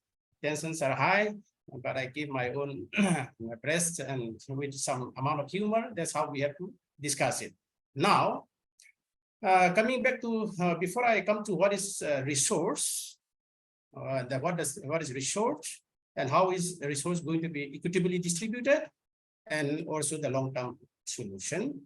So a couple of points that I wanted to make based on my speakers who spoke before me. Number one, with regards to human suffering, okay, I'm with for all humanity who has suffered, whether the Métis, the Kuki, everyone, I'm with them, including the Métis and the Kuki. So that must be stated initially. So life is precious. We cannot create a single life, and we should preserve life. And that is the motto with which I want to proceed. Now, second, see, many of you, we follow different discipline, and the academic is not one-sided. Academic is an overarching phenomena, and then somewhere we have one strong point, other have strong point. So now coming back to nomenclature, why nomenclature is so pertinent into the context of Northeast India is something that we need to explore, understand. So nomenclature is the tag upon which we call the cookies, the Zomi, the Métis, the Naga. So we use all these. What are these nomenclatures? Okay, some of you have raised. So there was no term cookie before the 18th century. Similarly, there was no term called Naga before the 18th century. So nomenclature in the prehistoric time, the smallest denomination for nomenclature was a village name. People identify themselves with a village. Then later on, village form some group, and then they call it, okay? And then from that village, then we have a tribe. So a tribe is a very recent phenomenon. So earlier we have a family, we have a village, and the village is a collection of clans, clans who speak the same language, same culture, the clans, and everyone was very protective about their clan. And these clans later on emerged to become what is called tribes. And a number of tribes put together come to be known as what we call ethnic group. The term ethnic group is loosely used. So what is ethnic? Ethnicity means a group of people bound by something like common practice or by language, by culture. But in the context of Northeast India, nomenclature do not fit many of these things. But the point that None has raised, and somehow I feel he has misunderstood, what do you mean by Kuki, Mizo, Zomi? These were one group, one linguistic group, which dispersed from the so-called Tibeto-Burman phyla. And before we separated from the Métis, even we Métis. Similarly, if we were very thoughtful, if we were very peace-loving, if we respect each other, the nomenclature can keep on expanding. We can go Kuki, Chin, Mizo, Zomi, and even Métis. And that's why Gratian says, he did not say Kuki, Zomi, or Kuki or Kukimar. He says the appropriate term should be Kuki Métis, or Chin Métis should be the most appropriate term. That is the historical or linguistic and cultural affinity this group has shared over the past years. So don't be confused. So nomenclature keep on changing, but what is common between them is that this group of people, they speak very, very intelligible languages. So I don't need to speak in Marxist tongue. Similarly, I speak in my own dialect. That's how we are called. But nomenclature differ. Oh, put it that way. So let us not boil down to nomenclature and say that Kuki doesn't exist before the 18th century. So is Naga, did not exist. So now how the Naga nomenclature came? It was born after the First World War, so and so forth. So I'm not going down to that way. Now coming to the point, what is resource? So how resource should be equitably distributed. Now before we come to the point of distribution of resources, we need to understand what is resource. So in a social science parlance, the term resource is look at or perceive as only a physical resource, like water, oil, then we have salt, and etc., or your economy kind of. So to my mind, resource, when we say resource, it has to be properly understood in an academic perspective. So I divide a resource into two categories: the physical resource, which we have the water, land, etc., the forest, and then the economic growth, etc., your building, whatever you possess, even my clothes, everything is my resource. That is one part of the resource. The other part of the resource is what you call the cultural resource. And to this point, I would like to dwell a bit. Now, how do we deal that a particular group of people enjoy the same kind of resource, whether physical resource at the moment? So how do we know? There are certain sets of parameters. Number one is your standard of living. Standard of living, number one. And access to education. Access to education, and etc., and access to what you call even your health, and etc., etc. So if you look at the parameter of what you call resource from these physical aspects, in terms of employment, in terms of standard of living, infrastructure, and so on. So let us not be fooled to believing that there is no comparison. So ever since the valley, everywhere, I'm not particular about this Manipur Valley, everywhere across the world, or even in India, you look, the valley people are far, far advanced. And the valley is the epicenter of development. And then those developments spread out to the hills. This is a natural phenomenon. Now to say that both the hills and valley are equitably distributed in terms of physical resources is not true. So the hills lacks everywhere, and so is the hills of Manipur. So in terms of infrastructure, Manipur has been very, very much lacking. And electricity was just installed a few years back. There were no roads. Only recently, there were a few roads have come up. Now the question is, who has to distribute this resource? Number one, the duty of this distribution lies in the center, in the state government, who are elected to rule the people. Now, whether they have done the equal distribution or not, that is where we have to point. Now, there has been a misplaced priorities in the state of Manipur. Number one, initially, when during the last regime, there was a slogan, go to the hill, go to the hill. Fine, we were so happy. And also the one thing, there were some highways were built in the hills that enhance a lot of communication and also trade, etc. So instead of displacing their priorities, they should build more roads, they should build more hospitals, they should build more schools, more education. And then naturally, when there are schools, when there are establishment in the hills, then the valley people also will go up. So because there are no infrastructure in the hills, so we are forced to come down to the valley in search of education, in search of job, anything, everything. So let us be clear on these 2 points.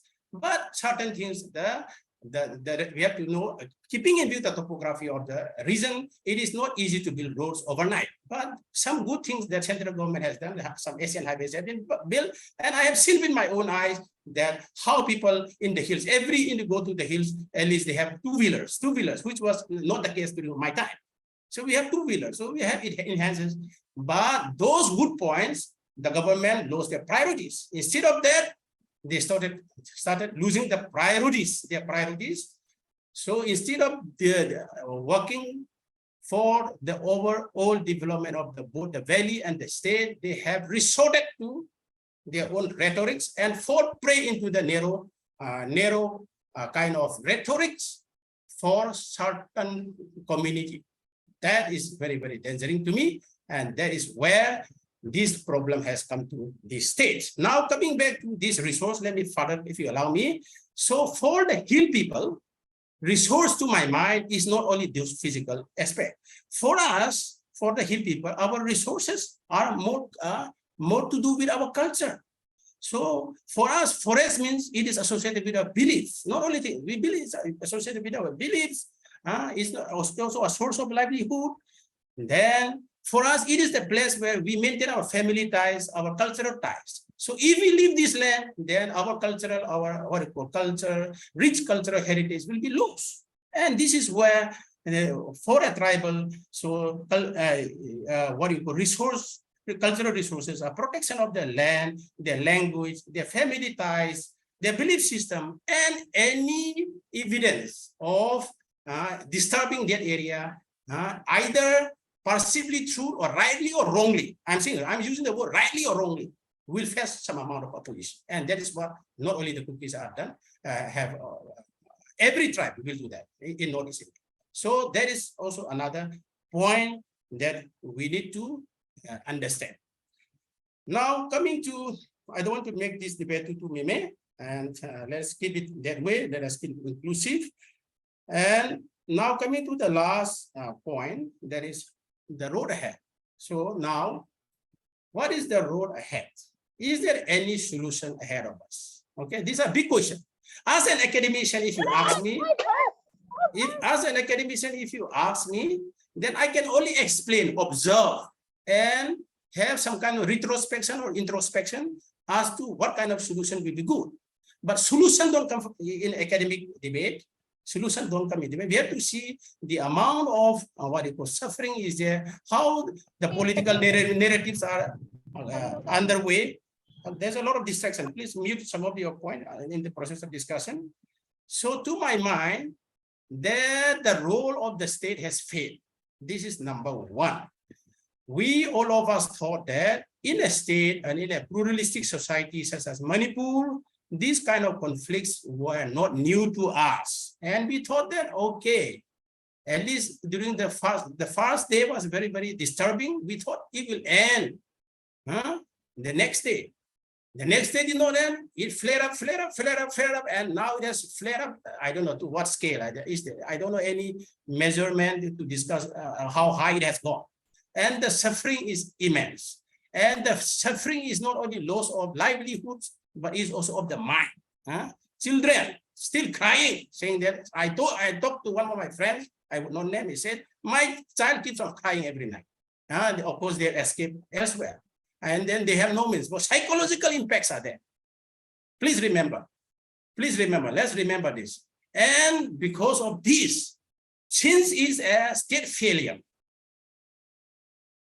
in not controlling the situation and allow it to happen, and if I use a stronger word, they are complicit, and the state forces in many instances, which appear from the videos, are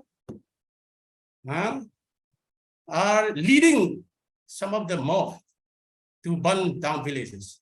And if these things were allowed to happen in any part of India, what will you describe? So let us be true to ourselves. And also, if the Kukis were to loot these 4,000 guns, what kind of tech will be given us? So the tech that they have given to the Kukis, these are, to my mind, just excuses to run away from the from the state's responsibility. Should not be used to any tribe. I will not use only to Kukis. I will not use to any tribe, because we are all citizens. I have been pointing that there is an underlying debate between them. We are more native, you are less native. We are the ruler of this land, you are not the ruler. These are what we call, these are useless accusation. And if you know anthropology, you will know that any anthropologist, so if you talk about genetic study and how populations disperse, population movement, we all know that. We all somehow come from, every tribe in Northeast India trace their origin from somewhere else. And no one say that who lives. Now the question is, who lived in Manipur before 10,000 years back, or 5,000 years back, or even 2,000 years back? Nobody is able to. So at certain point in time, we all come together, and this is what I call error of partition. Before the British came, this cultural group, including the Meiteis, okay, the Nagas in Nagaland, and the Arunachalis in Arunachal, the Mizo in Mizoram, they have their, they live together under one geographical group, which we today call Myanmar. We say that you come from Myanmar, as if Myanmar is a devil there. It's not that, because there is our ancestral area. Everyone at one point of time, somewhere there, our travel route. Somehow everybody comes to that root. I'm talking about the root. Now, even Myanmar is being treated as a devil. And who allows this kind of narrative to happen? So at one point of time, we came to, after having shattered for so many years, now to bring up this small issue of, okay, you are, we are less citizen, you are more citizen, we are more indigenous, less indigenous. This is spoiling our relationship. It is increasing our, what you call, trust deficit. And as an academician, I have been always saying that we should restrain. We should, at least from platforms such as academic discussions such as this, we should be restraining from accusing each other from coming. If there are genuine infiltrators, after the partition is complete, there are still mechanisms. Who stops them? Who stops? Who stops? Nobody stops. So let us be clear on this front. And now what, after it has gone down to such a depth, now I am no one here to sit and say, this is the solution. I can only say this much is the divide. So since the issue is a political issue, it needs a political solution. It needs a political solution. So if you bring us together, if you bring two people, just because, okay, you've been fighting, you've been fighting, so come back together. This is not going to last. And also I've been saying that brotherhood, there's a point. So I consider the Meiteis as my elder brothers, or the Kukis consider. Their brotherly attitude is not seen anywhere. Instead, the younger brothers, in many cases, you see signs of more maturity is coming out, the way the things are going on, displayed out in the open. So this is how divided, because the divide is so big, so divided. And before this divide, let me tell you, I have been living with the Meiteis. Every time I go to a shop, even in Chusanpu, where I come from, in the shop, there is one shop. Every time I used to think, where has that lady gone? Because in the morning, there are many cookie shops are there, but to that particular lady, everybody would like to drink the tea. And people were living together. Economy was doing very well. Then who allows this? And that's why, from where this narrative has come? Who allowed that? Who allowed that? Instead of accusing each other as terrorists, as immigrants, as this and that, we should do, had the state did their job silently, bring in more development and use the language of incorporation, use the language of humanity, this would not have spiraled out. And as a result, I feel I'm coming to the end point. The last point. I'm ending. Yes. So my last statement for my today's talk is that the divide has become so deep, as was not expected. We never expected this to happen. Now let us also be genuine to ourselves. So we cannot only think from our academic minds. We also have to sense what is going on the ground. So at least the cookies have said that we were not the aggressor. We have been aggressed to this extent. We lost so much. So please give us some political solution with sufficient arrangement, political autonomy, with sufficient arrangement, with full autonomy of the sort to avoid any future conflict of this nature, because conflict is not good for our overall development. And how we know that how vital is Manipur? It is a corridor to Southeast Asian countries. All this development for the entire nation development, look, is policy, everything is there. So unless that corridor doesn't have any sort of semblance of peace, how can we bring about this? So the solution is that at least from the cookie side, what has been here, I'm speaking what I've read from the minds of the people is that at least there should be given an alternative arrangement with sufficient autonomy in order that such nature, such violence should not recur again. And should both the Meiteis and Kuki can later on live together.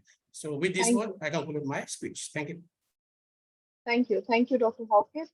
May I invite Professor Bimol Aichkom for his final thoughts? Yes. Yes, we can see you, Professor. Yeah. See, One of the things that I must tell you is that if you sense any a tone of desperation in me, because I have visited home and I know what is the reality, the people, like all shared spaces in South Asia, when you have this kind of a violence, there are people who are silently suffering. The relationship they have across communities. I know I have heard and talked to many of them. I must tell you that they're friends, college friends, marital relationship, how those people suffer and how those people in relief camps suffer. And there are a lot of angers.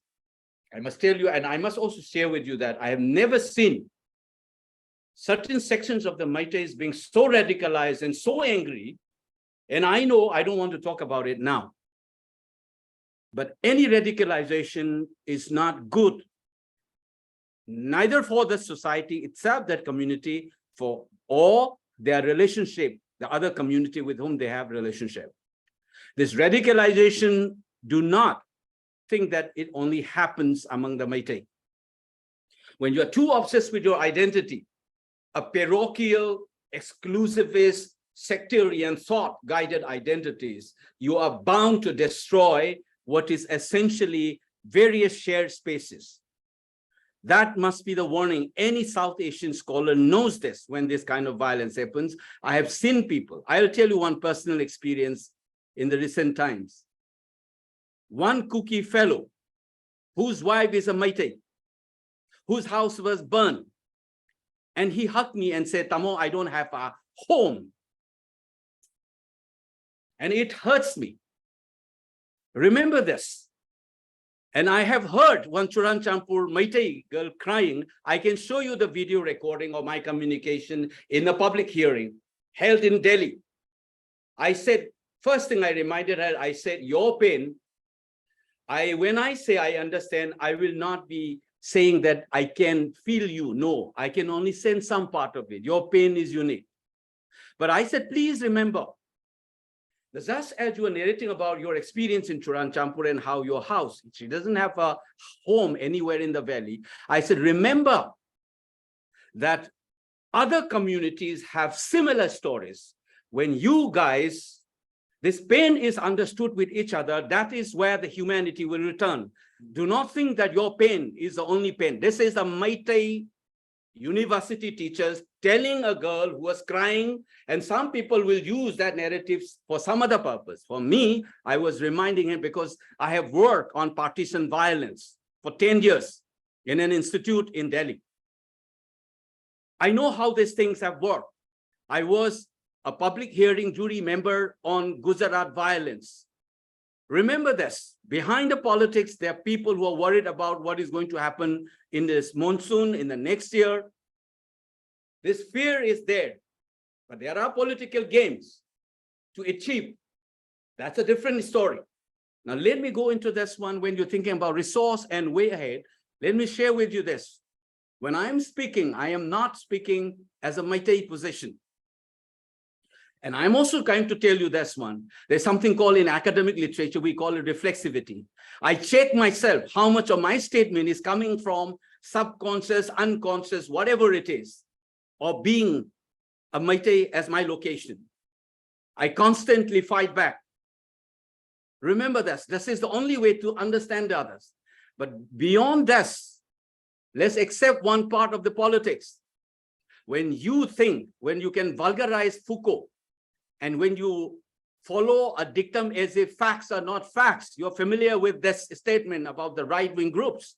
Facts are not facts. When you know that the nation as a word in Rabindranath Tagore's own word, he never used this word nation, trying to show that it is external. On a treaty which is signed, and it gets translated, how that English word nation, what kind of meaning it will acquire. Why is it that Tagore resisted from using the word nation? Look at Ashish Nandi's work. Look at Tagore's work. Why he's so antithetical. So just simply because the nation is used and so forth, and whose fact is anyway, facts are not facts will not work. Whatever the treaty that has been mentioned before me, you must know what is that treaty would mean. There's no time for me to speak here. Convenient way of projecting what is presented as a fact will collapse if you engage with an academic, authentic engagement. If you want to do it, please organize a separate seminar on what is history, what is fact, how history is written, and what are those documented issues in the archival material. Do not pick and choose. Try to understand. That's one. Any history. I am the first one who says that some of the Meiteis suffer from imperial nostalgia. They need to reinvent themselves. Check my writings for the last 20 years. Do not write history with the a la mainstream kind of an approach. You need to have a thinking of the subaltern perspective when you write history. I have said that anachronistic assumptions of the nation state and looking at India and Manipur's history will not work. But how it gets crystallized at a certain point of time, what was the nature of the power structures, what is the nature of the relationship among people and communities, one must be able to honestly look at it so that we can imagine ourselves of a future. Now, you said it selectively use facts, resources, look at it. You have been using forest laws and forest dwellers. Remember that. Meiteis were dependent on forests like many communities in the Northeast.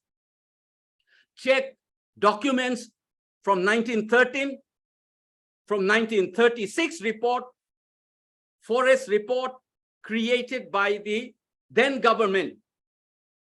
You will see that Meiteis depended on forests, and those forests were also identified. Because of the urbanization, you live out of it. Do not think that simply because one is a tribal and the livelihood is derived from there. Under Forest Right Act, it is for those people whose livelihood is dependent on forests. Not all tribals, which Kaka calls it the colonial categories. We are primitive, we are backward, is something that has been challenged, including by the tribal scholars, because it is a pejorative, it creates a false self-image about, your self-esteem is destroyed. There was a committee formed by Government of India Tribal Affairs in 2014, and it has submitted a report saying that you must remove this phrase called primitive traits. This is pejorative. You do not fall into exogenous categories to define yourself. Now you can see series of these forest acts being declared. You are juxtaposing facts. Remember that the first reserve forest was declared in 1913 in Manipur. Before the Indian Forest Act 1927 comes into operation. And many of these reserve forests which has been declared is in 1966. This is before 371 comes into being. So saying that under 371, you cannot declare is a retrospective reading. You can't do that. 1966 Act declared it. 71 comes later.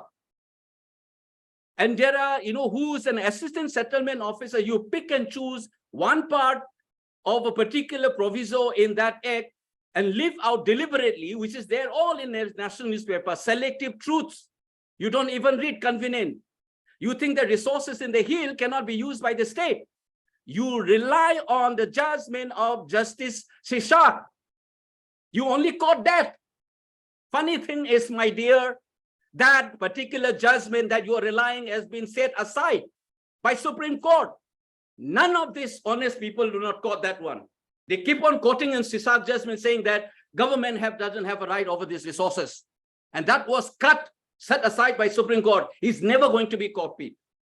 This selective, deliberate propagandist discourse must stop. Lot of things have been said, and this will come up. You can't press truth for a long, long time. These documents will come up. I have seen many of them. Now, what is this equitable distribution? I said, nobody can deny that there could be differential developments in different areas of the state. And I'm using this deliberately because you do it if you think that we can go ahead. Instead of communalizing the development discourse, please do an objective assessment. Number one, ask any economist in this world, and including the within quote, Kuki tribes or Apaiti, anybody who's trained in economics, you read what is the factors of topography, demographic features, law and order situations, the neo-patrimonial economic structures. These are the objective, non-communalized patterns to see if there is any development differential among people and the places. It must be addressed. It must be definitely addressed, but do not communalize the discourse. When the tribal elites flag off these issues, I'll give you one example. In the recent time, how people turn and twist this propaganda game that has been going on. I said the tribal MLAs will flag off this issue just around the election or just before the election. I said, I'll give you a classic example. The example was happened on 24th August, 2021. 24th August, 2021. The last session of the then 11th State Assembly. One tribal MLA posed about development distributions and allotment of fund and utilization. Now that has been used as if I have told a lie in the propaganda videos that I've seen. This is the same example that I was giving. That was before the election, the last assembly session of the 11th State Assembly. That was the proof. And that was not part of the debate on the budget. It was called a star question in the parliamentary language. And he was asking two questions. You know what was the question he was raising? By showing all those disbalances in the budget of the earlier from 19 onwards, he was citing, and he said in the floor of the assembly, he was asking the tribal ministers, tribal and hill affairs minister. He said, one, did you take into confidence the member of the hill area committee about these issues? Why did you not consult us? That tribal minister is a tribal MLA. He was asked, did you take into confidence the rest of us in the tribal area committee? That was one of the questions. Check the videos, it's recording available. Now, second question he raised, did you put up these issues in the cabinet meeting because you are the cabinet minister? Now you communalize this today. And I'm asking why they did not pose this kind of a question when the budget was presented and the debate happens. And today my solution, go ahead, is this suggestion. Please ask and demand together that you form a committee, a high-level committee, preferably people not from the state.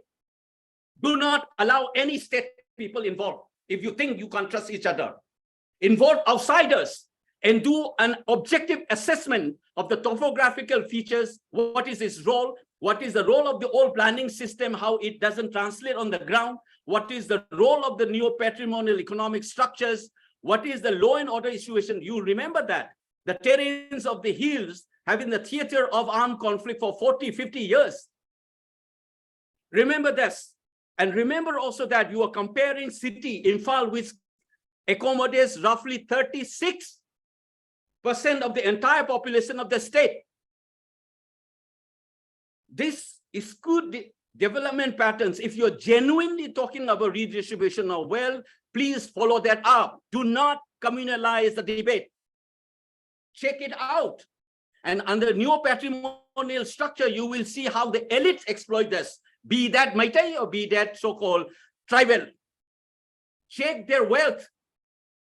Please do that, elites. If you like the Sacha Commission report, check how many of them get access. You will find it out one, which is done by a political scientist, non-Manipuri. He said, decision-making bureaucratic structures, massive presence of the tribals, and the political structures dominated by the Meiteis is a strange dynamics nowhere found in India. When you think about tribal marginalization, take Nagaland as an example, Eastern Nagaland, how many of them get access to the bureaucracy of that state? How many of them get access to the decision-making in the political structure of the cabinet, and so on and so forth? You compare the same thing in Chhattisgarh, you compare the same thing in Assam, do everywhere. Check the indexes of human development indexes, of literacy rate, or mortality rate. Any criteria, check it. This false narrative and propagandist narrative, if you're genuinely interested in redistribution of goods and services, please do an objective statement. Please demand, including form a committee like such a, and see how much of the socioeconomic status of different communities in Manipur, and then development differential patterns in the various areas. And I am saying it, I am there to say this, please do not have a Manipuri member. You want to include tribal, please do that. From outside, from the Native Americans, famous economists from the United States, call them Christian American professors, economics, put them in that one. You want somebody from the Catholic, put them there and investigate. And you will see what is the truth and communalization. And I'm saying this, once you do that, come what may, let's face it, instead of communalizing and doing this, last point, what to go ahead, blame game. If I say something, Maite will say something, Cookie will saying, I'm saying it because Maite. I'm saying it again, please make it sure that there is a court monitor inquiry committee. I'm saying this as a Maite. Make it sure that the commission is not a political tool. Make it a court monitor inquiry, enforceable inquiry, and check the number of violences, where it began, who burned the houses first, how was the reaction, which elements were used in the entire process.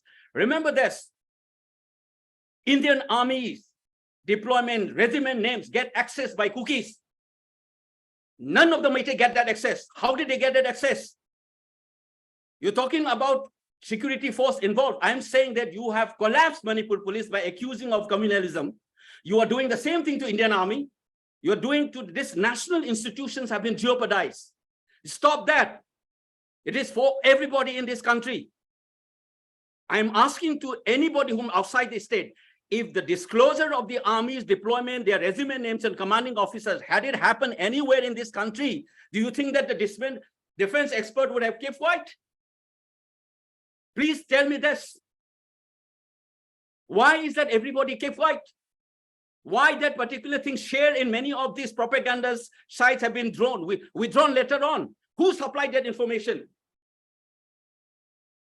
You look into that. I'm saying it, whoever is the element, including among the Meiteis, please find out, fix responsibility and punish them. And make it to do that, go ahead, please form an inquiry committee which is monitored by Supreme Court. I dare to say this. So developmental issues, please include professors from the America Christian and let it be done with the mainstream. Do it, investigate and see what is the nature of the development patterns. And check it, see Thank you, Professor. all of them, then only then we can go ahead. Last but not the least, if you guys are organizing such kind of thing, please do not put fire on this. A lot of people are in this hyper frenzied mood these days. And if you see, I said, if there's a voice of desperation in me, I know at the end of the day, as I said, Meiteis, Cookies, Nagas, Northeastern, everybody will suffer if you linger on this. There are implications in the entire Northeast. This is not going to confine to Cookies and Meiteis. If you linger on, check, there are already winds of that. When this expansion of this conflict began, then you will be perpetually caught up in that. So I am saying and requesting all of you, refer to these development issues in an objective fashion, form a committee and investigate. And about this counterclaim and claim about the violence, blame game, please do a Supreme Court inquiry committee monitored by them so that it is impossible. And I want to that happen. And I'm speaking these two things as a Meitei and as a consensus individual who feel pain about my friends, my students. They hate each other so much now. They were working together. They are not even able to talk. Why has we? Professor Koijam, I'm going to have to stop you now at this because we are also running short of time. No, thank you. I have said it already. I must thank all of you, Maninder, and all of you for organizing this. And I am saying that, please do that if you any sense of desperation. For me, I can keep quiet. Enough I've seen. But the more I see the pain, I can't help. But please resolve this. Development issues I've suggested, we go ahead. with this inquiry. And then once we talk, let's talk. Don't have this imperial nostalgia. Don't have this sectarian ideologies. See what is the common ground, what can be done. Only then we can talk. Absolutely. On that note, I'm going to just ask Dr. Noni for 2 minutes of his final thoughts on social healing, because that's not the question that you were responding to earlier when you came in. Yeah. But just 2 minutes. Please confine yourself to 2 minutes. Yeah. I'll be very brief. Thank you again. Thank you. I think this entire initiative, I think it is very, very important. I think now we should get into finding ways out to end this conflict. And I think the intellectuals, the civil society organizations can play a very, very important role. And when they start writing on this issue, now they need to get into that aspect of writing, trying to build trust, trying to create an atmosphere for peace building.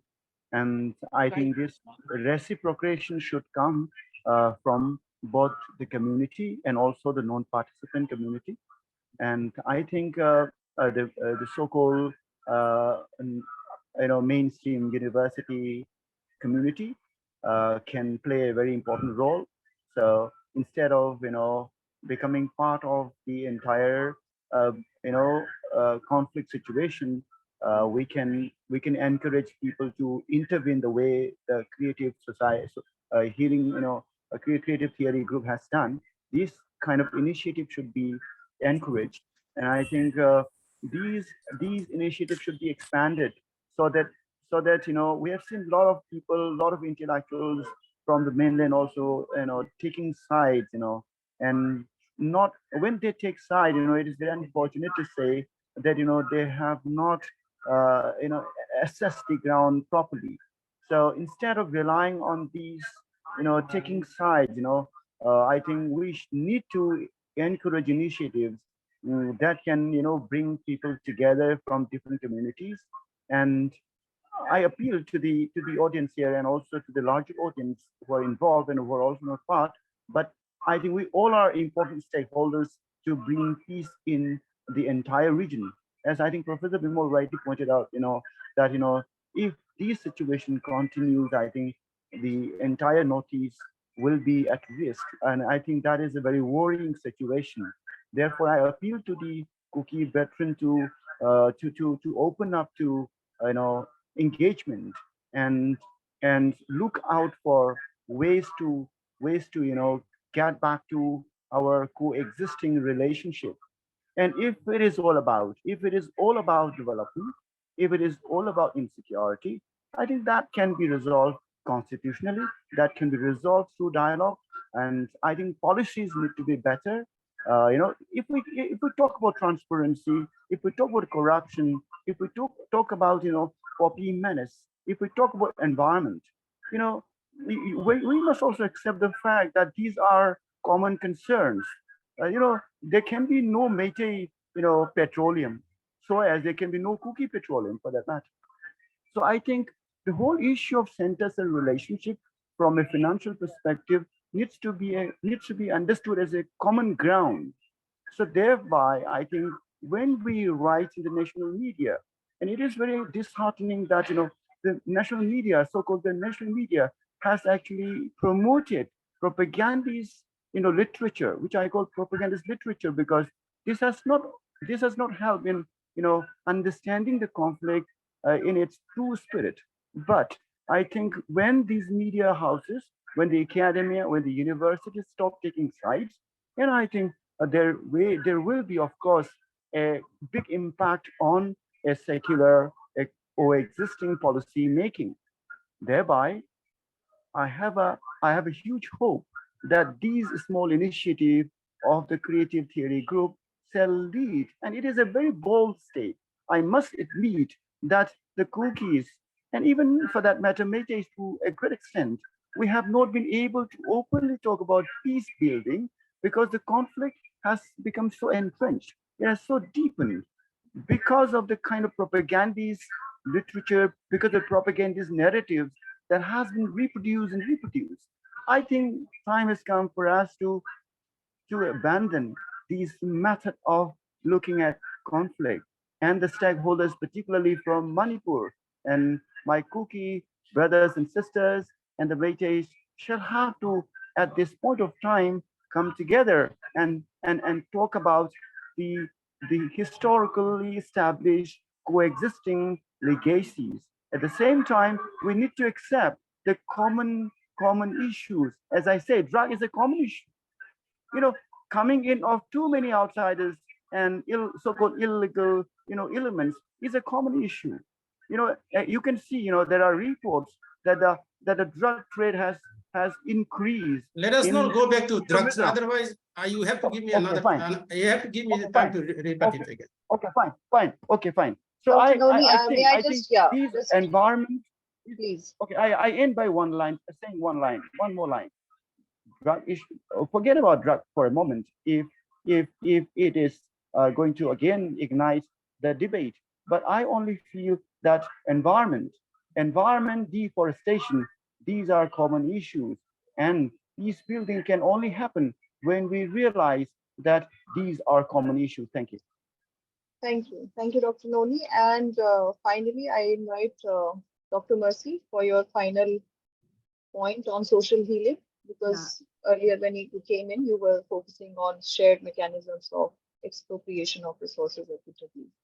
Dr. Thank Mercy. you, Ritusha. Thank you so much. One thing which touched me when we began this discussion was what Professor Maninder said, that this forum was started initially in the year 2004. And that means a lot in the national consciousness. And today that sort of consciousness is again raised with this Manipur violence. And I feel sad to even speak on the violence, because we are all sitting in the comforts of our chair, in the comforts of our homes, and not understanding the sacrifices and the sorrows that the displaced people have met, running with their babies, with no provisions of medical facilities in the forest areas. And when they were camped up, in these various camps, so-called military camps, there were hardly any food. I saw a video clipping of 4 children below 4 years fighting for 1 meal a day. So it saddens me, and it really saddens me all the more having to listen to such nuanced academicians talking about, propagandas and narrative. There is a narrative set. It is already set. And I speak not as an individual belonging to a certain origin. I speak as an individual, an academician, and not assigning myself to a particular origin. However, the narrative is set. And however one wants to reconstruct realities and histories, it has been set, and there is no one in this platform, be it now, be it later, and through the news and the media platforms that we read, and all over the world, who would or who can put a blind eye to the certain facts which are undeniable with this Manipur violence. Among the 4 pillars of democracy, the legislature, the executive have failed. The state has failed its people. If we are talking in terms of objectivity, the state has failed its people, irrespective of which society they belong to. And in order to function accurately, however, there is still hope in the judiciary and in the media. Now, why I emphasize my importance on the media is also because of the state machineries, again controlled by the majoritarian predominant culture. And when the narratives of the subcultures are not being propagated in the national media, that is the problem. You talk about objectivities, you talk about nuanced reasoning, rationalization. But if there are no 2 ways about it, or 2 equitable arguments, then what are we talking about? The center government should also take actions along with the state government to include all communities in the discussion, involved in the planning of a concrete solution to this current turmoil, because otherwise, I tell you, there will be no long-lasting solution. The issues will be unresolved, and it will eventually erupt like a volcano, which has erupted on the 3rd of May. So when we talk about long-term solutions, to this conflict, we have to make sure that there are provisions given by the authorities who are in power to give protection to the tribal rights, the culture, and their lands. The tribal areas should be allowed to govern themselves. They should be even given legislative, executive, and financial power to develop their own land. Secondly, all the militant groups listed in the terrorist outlaws group in the security agencies, the list of the government of India, should be pressurized to accept negotiations like the Kuki Zomi or the Nagas, who are still in the form of suspension of operations. Number two, and I agree here, and I'm very glad that Dr. Akoijam and I agree at this point, where there should be a neutral body to look after the process of healing and reconciliation. And by a neutral body, I mean none of the affected people from Manipur should be a participant. This neutral body should be devoid of any control by the state or the central government, and to also look at the process of this healing, or in a way more eco-friendly employment opportunities, maybe first of all to look at the displaced identities. Now you see, there are lots of relatives coming to Delhi, particularly ours also. I can give you an example. I can even name the individuals. They're looking for schools everywhere. They do not know what the future of their children will be. You know, the certain towns and the districts of the hilly areas and the tribal areas, the children are just waiting for peace. And when we talk about peace, I really want to be sure, you know, whose definition of peace are we talking about? You know, and peace of a morgue, peace of a graveyard? Are we talking peace of such scale of violence, and then act on, you know, these concepts of peace? I think peace can only be discussed when justice is served. You know, justice to the people who have suffered, the people whose houses were burnt. There were many holders of patadas of their own lands and estates, and those were burned down by the miscreants of the predominant culture. Now, and that has to be our first and foremost step, because without justice, there cannot be talk of peace. Let's be very sure about that. And also, the last but not the least, I would want to express my deep, sincere request to the most powerful man in this country to come and visit the affected areas, talk to your people, talk to the people of the nation, the citizens of India. We are all citizens of India. There is none who is illegal. We are all migrants from our origins. When we talk about illegal immigrants, there can be lots of examples all over the world. But I request that here the people in this platform also understand that it is first and foremost important to provide provisions for the affected people, the displaced people in and around Delhi, or maybe those who ran in the areas of Lamka, the Churu-Chandpur district, and also the stakeholders in Delhi, the think tanks, the academicians, regardless of whatever community, should sit down in a roundtable conference, discuss it out. You know, discourse is something that is required. And as an academician, I always am a torchbearer of discourses, because without discourses, there cannot be any facts or truth or objective truth coming out. So to end this, I would like to conclude with one line. Like I said, peace without justice will be like a time bomb that can burst out any time in the future in this very complex state of Manipur. And we need we need to identify the rightful demand of the minority community of a separate administration, be it a union territory with legislature. And with this, I'd like to thank the organizers of this forum. Thank you so much for having all of us. I think there are a lot of introspective and reflections that each one of us can get through these discussions. Thank you all. Thank you. Thank you, Dr. Bersi, for that final thought on the idea of social healing.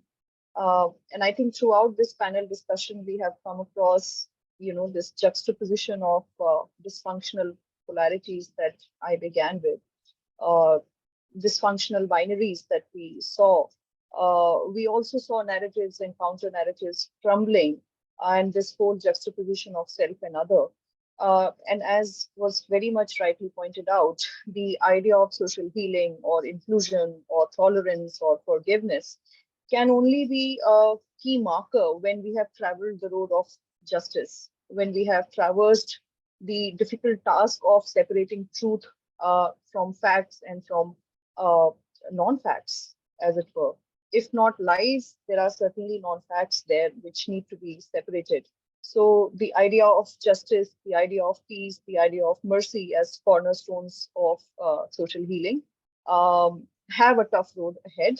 How individuals, groups, nations heal from past and present wounds and chart out a peace for or a roadmap for peace or social healing is something that we can learn from many peace processes. So there are so many suggestions that the four panelists have actually put forth, and this panel discussion perhaps will be first or many in the series of such deliberations, at least from our side. So I would like to thank all the panelists, and I would like to now give the floor to Professor Thakur. Thank you. Thank you, Ritusha. And I think I will quote Professor J.P.S. Oberoi, whom once we invited for a seminar after 84, right? And he found out that in the panel there were Hindus, Muslims, and Christians, and he was supposed to represent a Sikh. And he said, if I will speak for Sikh, then who will speak for humanity? I think this is a very important quote, and we must speak for humanity. I just added that, yes, I will speak for the community as long as I speak for humanity. So we have to really keep in mind, and I'm sure our panelists have made that point very clearly towards the end, and that we have to rise above the identity politics and see how we can bring peace in society. And there are issues, a lot of issues we have noted: resource distribution, institutional arrangements, corruption, administration, drug, and these issues are always there in any society you go. I mean, the most developed societies have these things too. The only difference is that they have also a mechanism to handle these conflicts. I think one of the problems that we are facing today is that our mechanisms are very poor.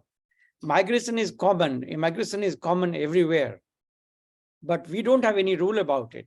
Suppose we have working class coming from other country, we need them. I mean, I can see in Bihar, migration from Bangladesh has revived the economy of the eastern part. But we don't have any method of incorporating them in our population. We can have work permit, we can have all kinds of things. So there should be some system which can create space for people to participate in different ways. I think that is where we are lacking. And I'm sure whenever there is a conflict situation, and since Noni is located there, most of others are in Delhi. Noni is the only person located in Manipur, I guess, at the moment. In such moments, emotions run very high. And I believe we should allow that to flow also. Once that consciousness goes out, then we come back to more concrete things which can be very important for peace. The dialogue is absolutely necessary. If dialogue is closed, the violence can never end.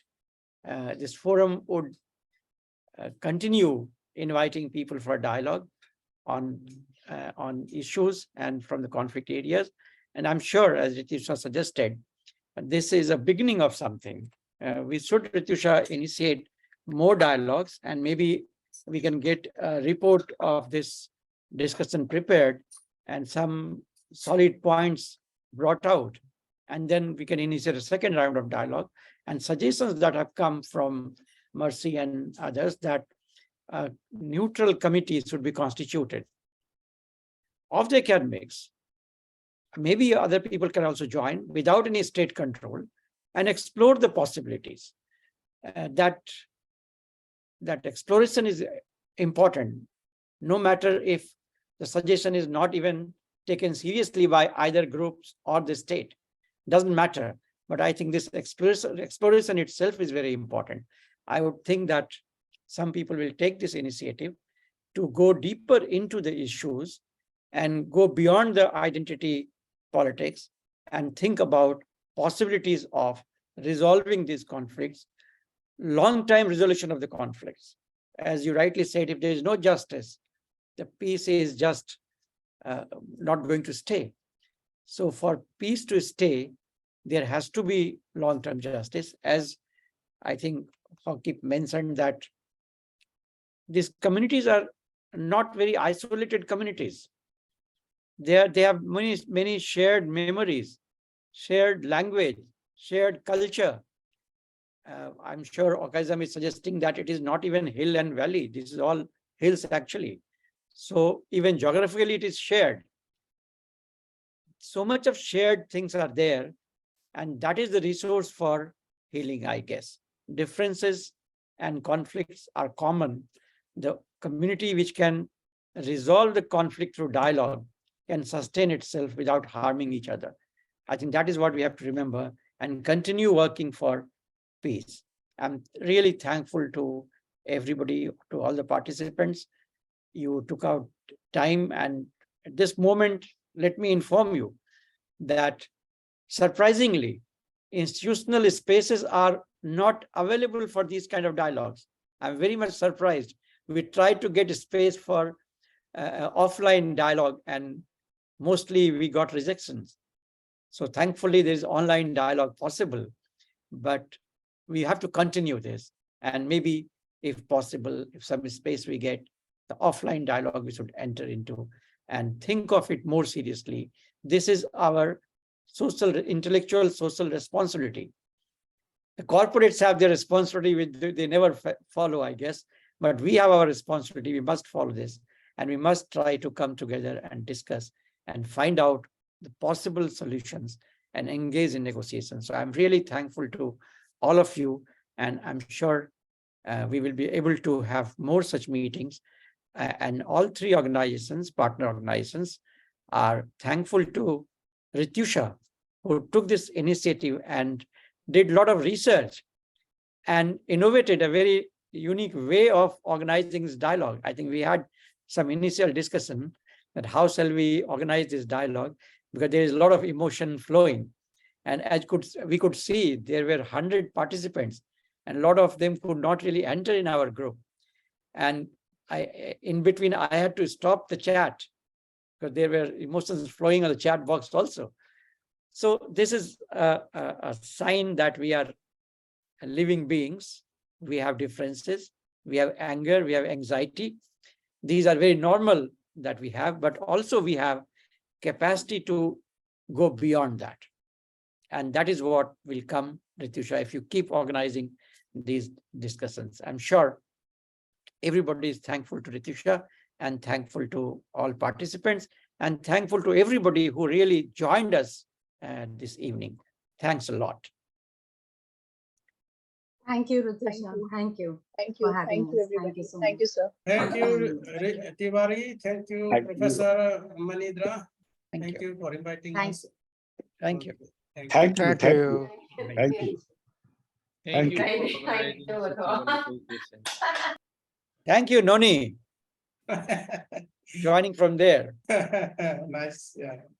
And good to have a lot of passion. Thank you, dear organizers. Expecting you. the similar kind of session in the future also. Sure. Thank you.